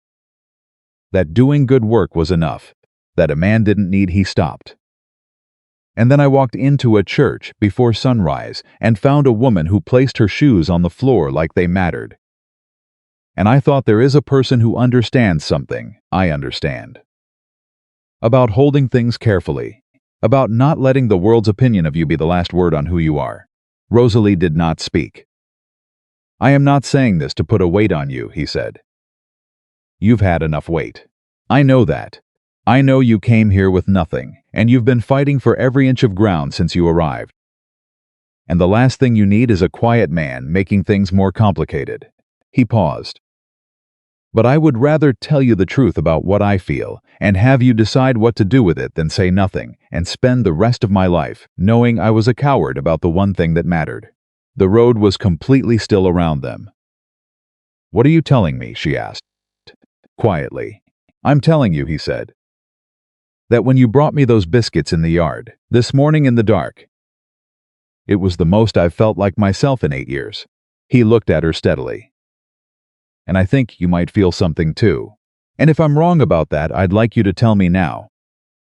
And I will never raise it again, and nothing between us has to change. Rosalie looked at him for a long moment. She thought about the woman who had pressed herself against a cold church wall and told God she wasn't asking for much. The woman who had spent her whole life learning to shrink, to manage, to need as little as possible so that people couldn't take anything else away from her. She thought about what it meant to be seen, actually seen. Not in spite of everything, not despite her size, her history, her desperate arrival in a town that didn't want her, but because of how she moved through all of it. Because of what she was underneath all of it. You're not wrong, she said. He let out a breath. It wasn't a long breath or a dramatic one, just the quiet release of a man who had been holding something carefully for a long time and was finally setting it down somewhere safe. Okay, he said. Okay, she said. They rode the rest of the way home in a silence that was different from every silence that had come before it. Warmer, more specific. The kind of silence that isn't the absence of something so new, but doesn't have words yet and doesn't need them. They were unsaddling the horses in the yard when Gideon Cole appeared at the gate for the second time. His face was different this time, not the pale urgency of before. Something else, something that made Rosalie's hands go still on the saddle. You need to know something, Cole said, before you hear it any other way. Say it, Elias said. Marsh knows about Marion, Cole said. I don't know how someone talked. Or he had someone watching. He called me into his office an hour ago. He paused. He's not going to fight this in court anymore. Rosalie looked at him sharply. What does that mean? Cole met her eyes. He said some problems, Cole said slowly, are better solved before they get to a courthouse. The yard went very quiet. Elias and Rosalie looked at each other, and whatever ground they had gained today, however carefully they had built it, however many dominoes they had set in motion, Rosalie understood in that moment that Calhoun Marsh had just changed the rules. And tomorrow was going to be nothing like today. None of them slept that night. Gideon Cole stayed an hour, sitting at the kitchen table with Elias and Rosalie while the lamp burned low, going over everything Marsh had said and everything he hadn't said. And the space between those two things was where the real danger lived. Some problems are better solved before they get to a courthouse. Cole had heard it directly. He'd looked Marsh in the eye when the man said it, and he'd understood exactly what it meant, and he'd come straight here anyway. Which Rosalie noted and filed in the part of herself that kept track of who people actually were when it cost them something. After Cole left, she and Elias sat across from each other at the table. He's going to move against the property physically, Elias said. Not legally. Not through Sherwood. Something that creates a fact on the ground before the investigation in Marion can establish itself. Yes, Rosalie said. Tonight or tomorrow morning, Elias said. Tonight's more likely, she said. He's a man who's been patient 2 years, and he just found out the patience didn't work. Men like that don't wait once they've decided to stop waiting. She looked at the lamp. The east parcel. The boundary markers Cutter documented. If those stakes get pulled or relocated before the survey report is filed officially, it becomes his word against Cutter's memory, Elias said. And a new set of stakes in new locations becomes the physical evidence, Rosalie said.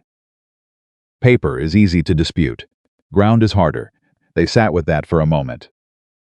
I need to be out there tonight, Elias said. We need to be out there tonight, Rosalie said. He looked at her. Rosalie, don't, she said. Don't tell me to stay here. I've heard enough people tell me where I should and shouldn't be. She held his gaze. You said we, you meant it, so did I. He was quiet for a moment. Then I'm going to get the lantern and my rifle. I'll get my coat, she said. The east parcel was a 40-minute walk from the house in the dark, through a field, and then along a tree line that ran parallel to the creek. The night was warm and very still, the kind of summer night that holds its breath.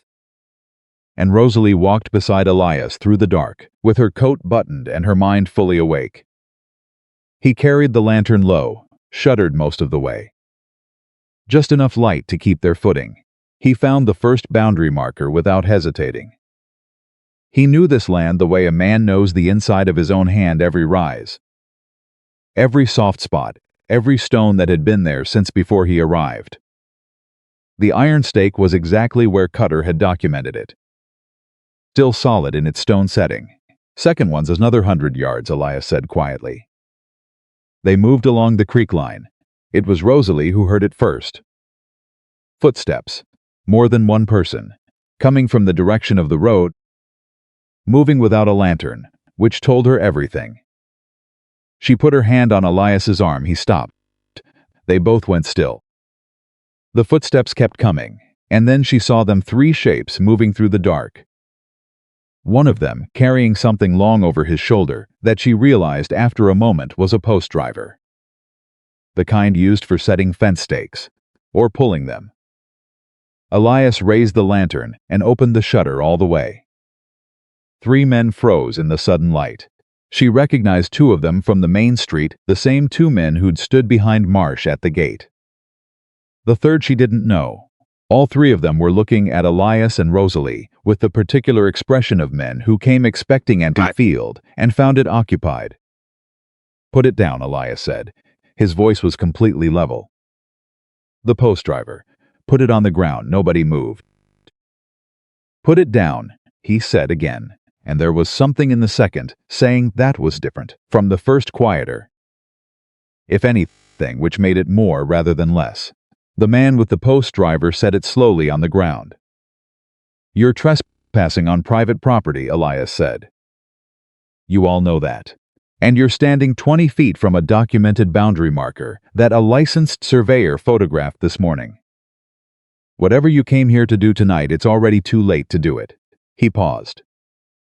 "So you're going to turn around and walk back the way you came. And tomorrow morning, I'm going to be at Sheriff Sherwood's office before 7. And this is going to be part of the official record. You understand me?" One of the men, the one she recognized. The larger of the two from the main street, said something low and contemptuous that she didn't catch all of. "Say it so I can hear it," Rosalie said. He looked at her. Something ugly moved through his expression. "You don't have any standing here," he said. "You're nobody. You're a woman who was sleeping in a church 2 months ago. You think any of this matters because of you." Rosalie took one step forward. "I think," she said, and her voice came out steady as the iron stake beside her, "that you came out to an empty field in the dark to move boundary markers on land you don't own. At the direction of a man who's currently under preliminary investigation for fraud by Commissioner Dale Pruitt's office in Marion. And I think that when Sheriff Sherwood hears about this tomorrow morning, you're going to discover very quickly exactly how much standing I have in this town." She paused. "So yes, I think it matters, and I think you know it does. Which is why that post driver is still on the ground, and you haven't taken one more step." The field was very quiet. Then the man turned. The other two followed. They walked back toward the road without another word. And the dark swallowed them, and Rosalie and Elias stood by the creek and listened until the footsteps were gone. Elias let out a breath. "That won't," she said. Her own hands were shaking slightly now, the delayed arrival of the fear she hadn't been able to afford while it was happening. "I know what it was. Let's document the marker and go home." He pulled a folded paper from his coat he'd thought to bring the copy of Cutter's measurements. She realized, of course he had and checked, the documented position of the stake against what was in front of him. Exact, undisturbed. He noted it in his own handwriting on the back of the page, added the date and the approximate hour, and put it back in his pocket. "Done," he said. They walked home through the summer dark, and this time he walked close enough that their arms touched, and neither of them moved away. Sheriff Sherwood heard the account the next morning with his notebook open and his expression doing the same careful nothing it always did. He wrote down the names of the two men Rosalie recognized. He wrote down what was said. He wrote down the post driver, the time, the location. He looked up when she finished. The preliminary inquiry from Commissioner Pruitt's office arrived this morning, he said. By special messenger. Before you came in. Rosalie and Elias looked at each other. That was fast, Elias said. Pruitt is not a man who waits when he's got something solid in front of him, Sherwood said. He closed his notebook. I'll be speaking to those three men today. And I'll be speaking to Marsh. He paused, officially. What does that mean for the complaint he filed against Miss Mercer? Elias asked. Sherwood looked at Rosalie directly. Given the timing and the context, that complaint is going to receive a level of scrutiny that I don't think its author anticipated, he said. I'd recommend you continue going about your business normally. A pause. That's not official advice, just practical. Understood, Rosalie said. They walked out of Sherwood's office and into the full morning. And Harlan's Creek was doing what it always did, people moving. Business opening, the ordinary machinery of a small town running, and yet something felt different. Or maybe she was the one who was different, standing straighter, taking up the right amount of space on the sidewalk for the first time since she'd arrived. Breakfast, Elias said. She looked at him. You want to go to the diner? I want to take you to the diner, he said. In public, at 8 in the morning, and eat breakfast like two people who have somewhere to be and someone to eat it with. Rosalie looked at him for a moment. It was such a small thing, a public, ordinary, unremarkable thing. Breakfast in a diner. And it was also the most direct statement he could have made, not words about what he felt. Not careful private conversation, but a public act of standing beside her, where the town could see it, and deciding not to care what they thought. All right, she said. They sat at a table by the window. Agnes, the diner's owner, came to take their order with a look that was trying to be neutral and not quite achieving it. But she took their order. She brought their food. And at the table beside them, two women Rosalie vaguely recognized spent the first 5 minutes of their meal watching with barely concealed interest. And then one of them leaned across and said something to Rosalie that she didn't expect. I heard what you did, the woman said. For Clara Sutton. Making sure she knew about the water. She paused. Clara's been alone a long time. Nobody looks out for her. Rosalie looked at her. Somebody should, she said. The woman nodded, turned back to her own breakfast. But something had been laid down between them, and they both knew it. Another domino.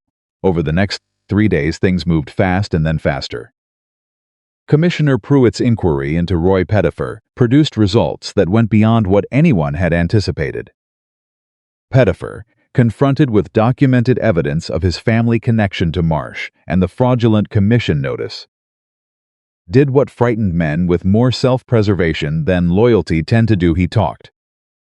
He talked to Pruitt's investigators for 4 hours and produced records of 3 previous fraudulent assessments going back 18 months. All connected to properties that Marsh had subsequently acquired at below market value. The pattern was clear and the paper trail was damning, and Pettifer, in his desperation to reduce his own exposure, had handed the investigators everything they needed. Gideon Cole came to the house on the 3rd evening and told them. He was barely through the door before the words were out of him. Pettifer gave them everything, he said. The whole scheme. Marsh, Piedmont Consolidated, the land chain, the water charter application. All of it documented. He paused. There are warrants being prepared for Marsh? Elias asked. For Marsh, Cole confirmed. And for the 2 men from Asheville. And for 3 others. He looked at Rosalie. You were right about all of it. We were right, she said. All of us who stood up. Cole shook his head slowly. I've worked at that mill 5 years, he said. I watched what he did to people. I knew what he was, and I kept quiet because I told myself it wasn't my place. He looked at his hands. You showed up with nothing and you didn't keep quiet. I had nothing left to lose, Rosalie said. That changes your calculus. No, Cole said. He looked at her directly. You had plenty to lose. You just decided something else mattered more. He stood up. My wife wants to know if you and Elias will come to supper Sunday. Rosalie blinked.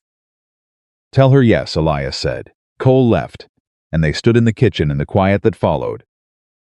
And Rosalie had her hands flat on the table and was looking at nothing in particular. Hey, Elias said. You all right? He asked. She thought about that. She thought about a woman pressing her back against a cold church wall. A woman placing her shoes on the floor carefully because it was the one piece of dignity she had left. A woman who had spent 26 years being told she was too much and not enough at the same time too large. Too without connections. Too without people to vouch for her. Too alone. I think so, she said. I think I might actually be all right. He crossed to the table. He stood on the other side of it and looked at her. In that way he had that complete, undemanding way, and then he reached across and put his hand over hers, where it lay flat on the table. She looked down at his hand, at hers underneath it. I'm not going anywhere, she said, not to reassure him. Just because it was true, and she wanted to say it out loud. I'm done going anywhere. I've been going somewhere my whole life and I'm done with it. Good, he said. Quietly, because I built this house with the idea that it should have more than one person in it. I just didn't know who. He paused. Now I do. She turned her hand over under his and held it. That was all. That was everything. The arrest of Calhoun Marsh happened on a Friday morning. 10 days after Gideon Cole had stood at the back door with fear on his face and a warning on his lips. Commissioner Pruitt sent 2 deputies from Marion, along with the formal warrant.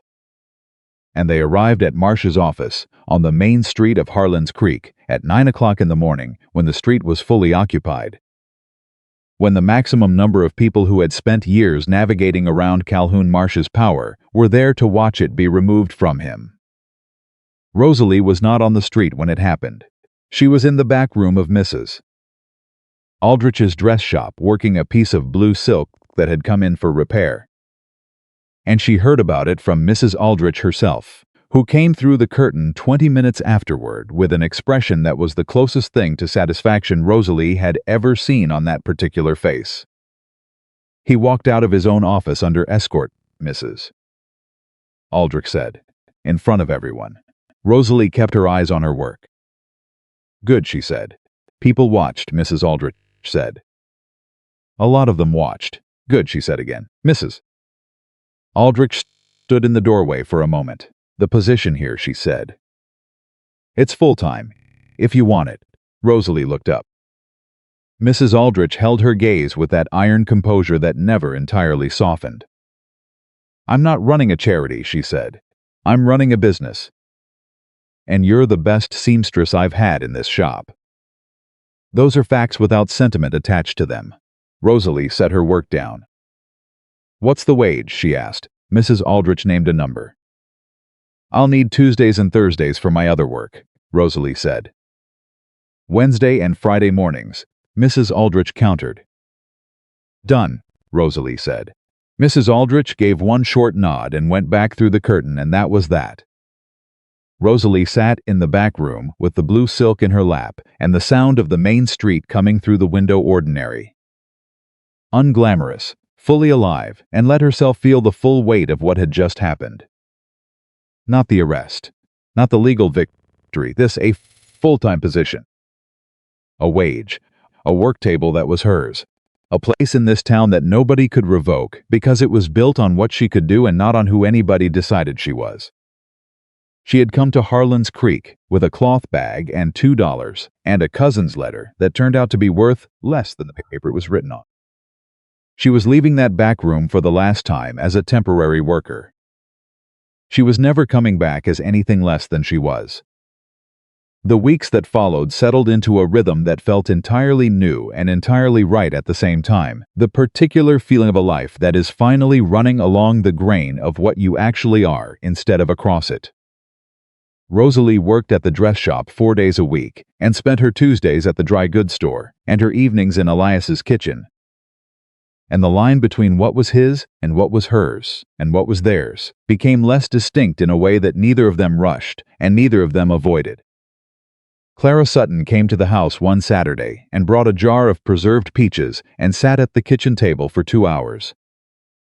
And by the time she left, she and Rosalie had made arrangements for Rosalie to help her get the autumn harvest sorted before the weather changed. Jim and Margaret Harris came for supper and stayed half the evening. Gideon Cole's wife, a warm, direct woman named Ruth, became the kind of person Rosalie could stop and talk to on the street without it being anything other than what it was. Two women who liked each other. The town was not transformed overnight. Towns don't work that way.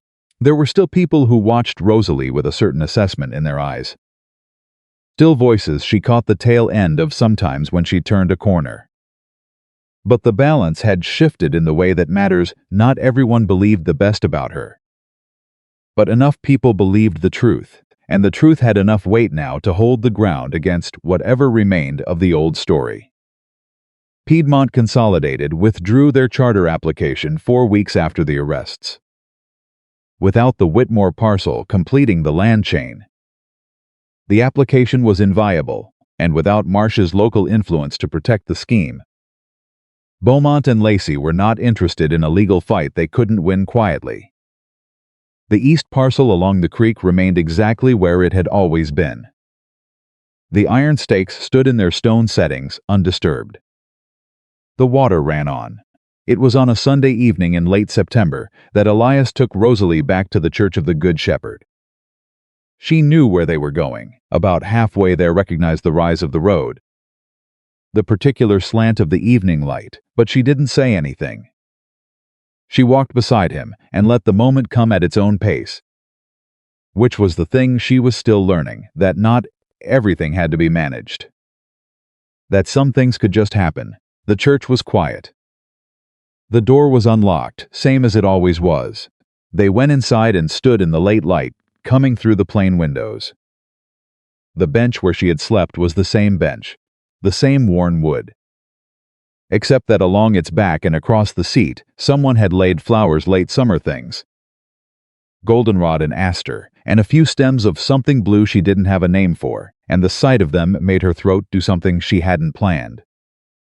Elias stood beside her and looked at the bench. "When I found you here," he said, "you thought you had lost everything. You were holding yourself together with both hands, and you had your shoes on the floor like they mattered. And you apologized to a stranger for existing in a space you had every right to be in." He paused. "I thought then, and I've thought it every day since, that a woman who holds herself that way when she has nothing is going to be something remarkable when she finally has something to hold on to."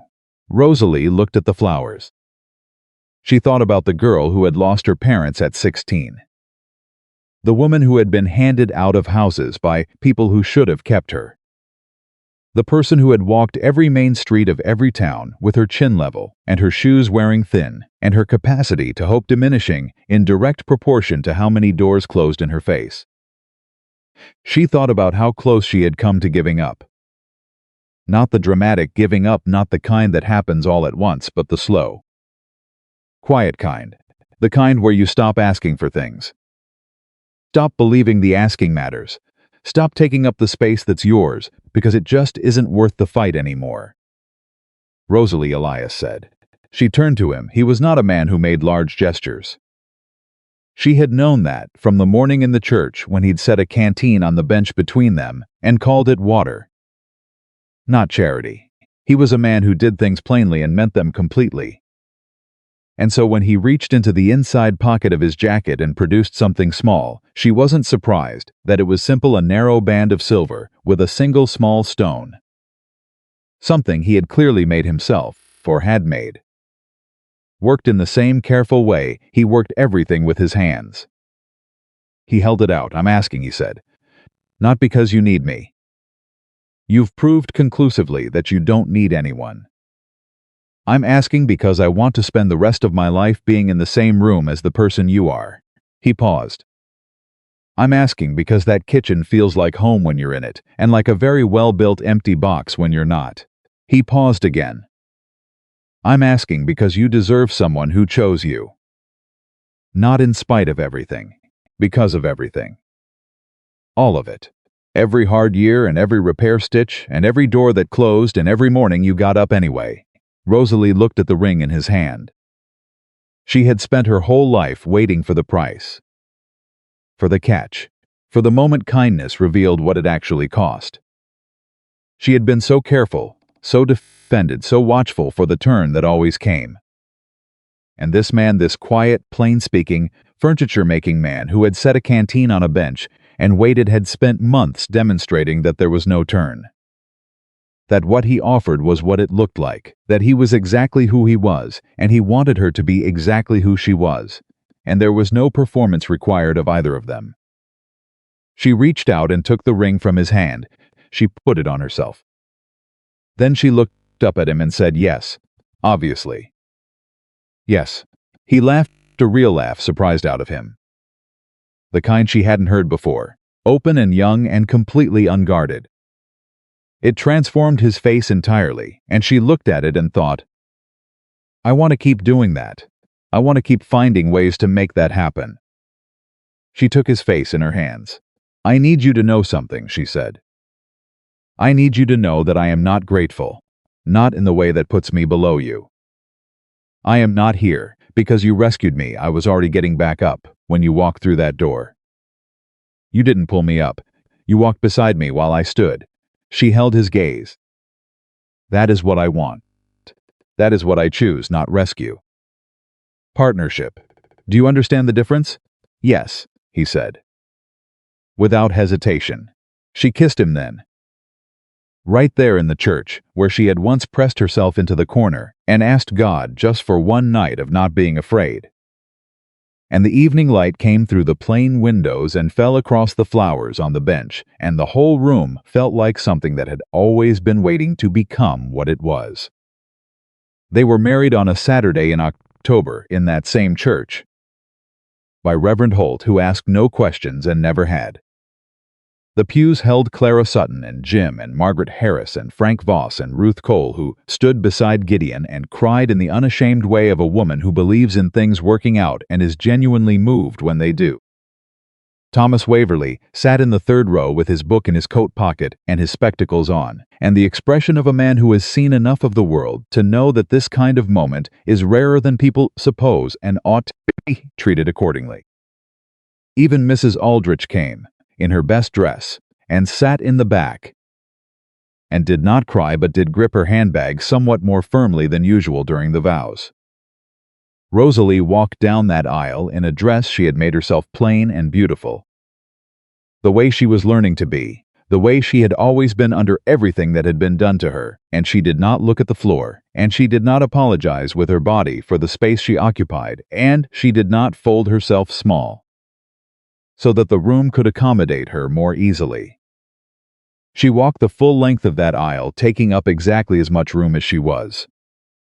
Elias watched her come, and his face was the open, unguarded face she had first seen when she made him laugh.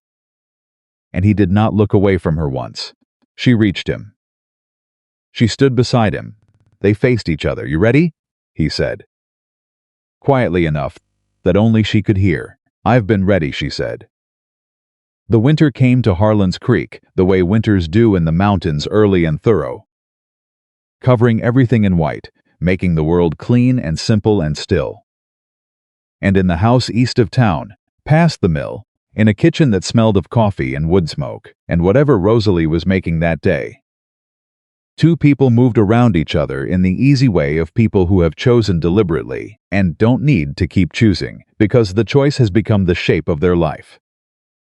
She had her work table by the kitchen window, the one Elias had built her.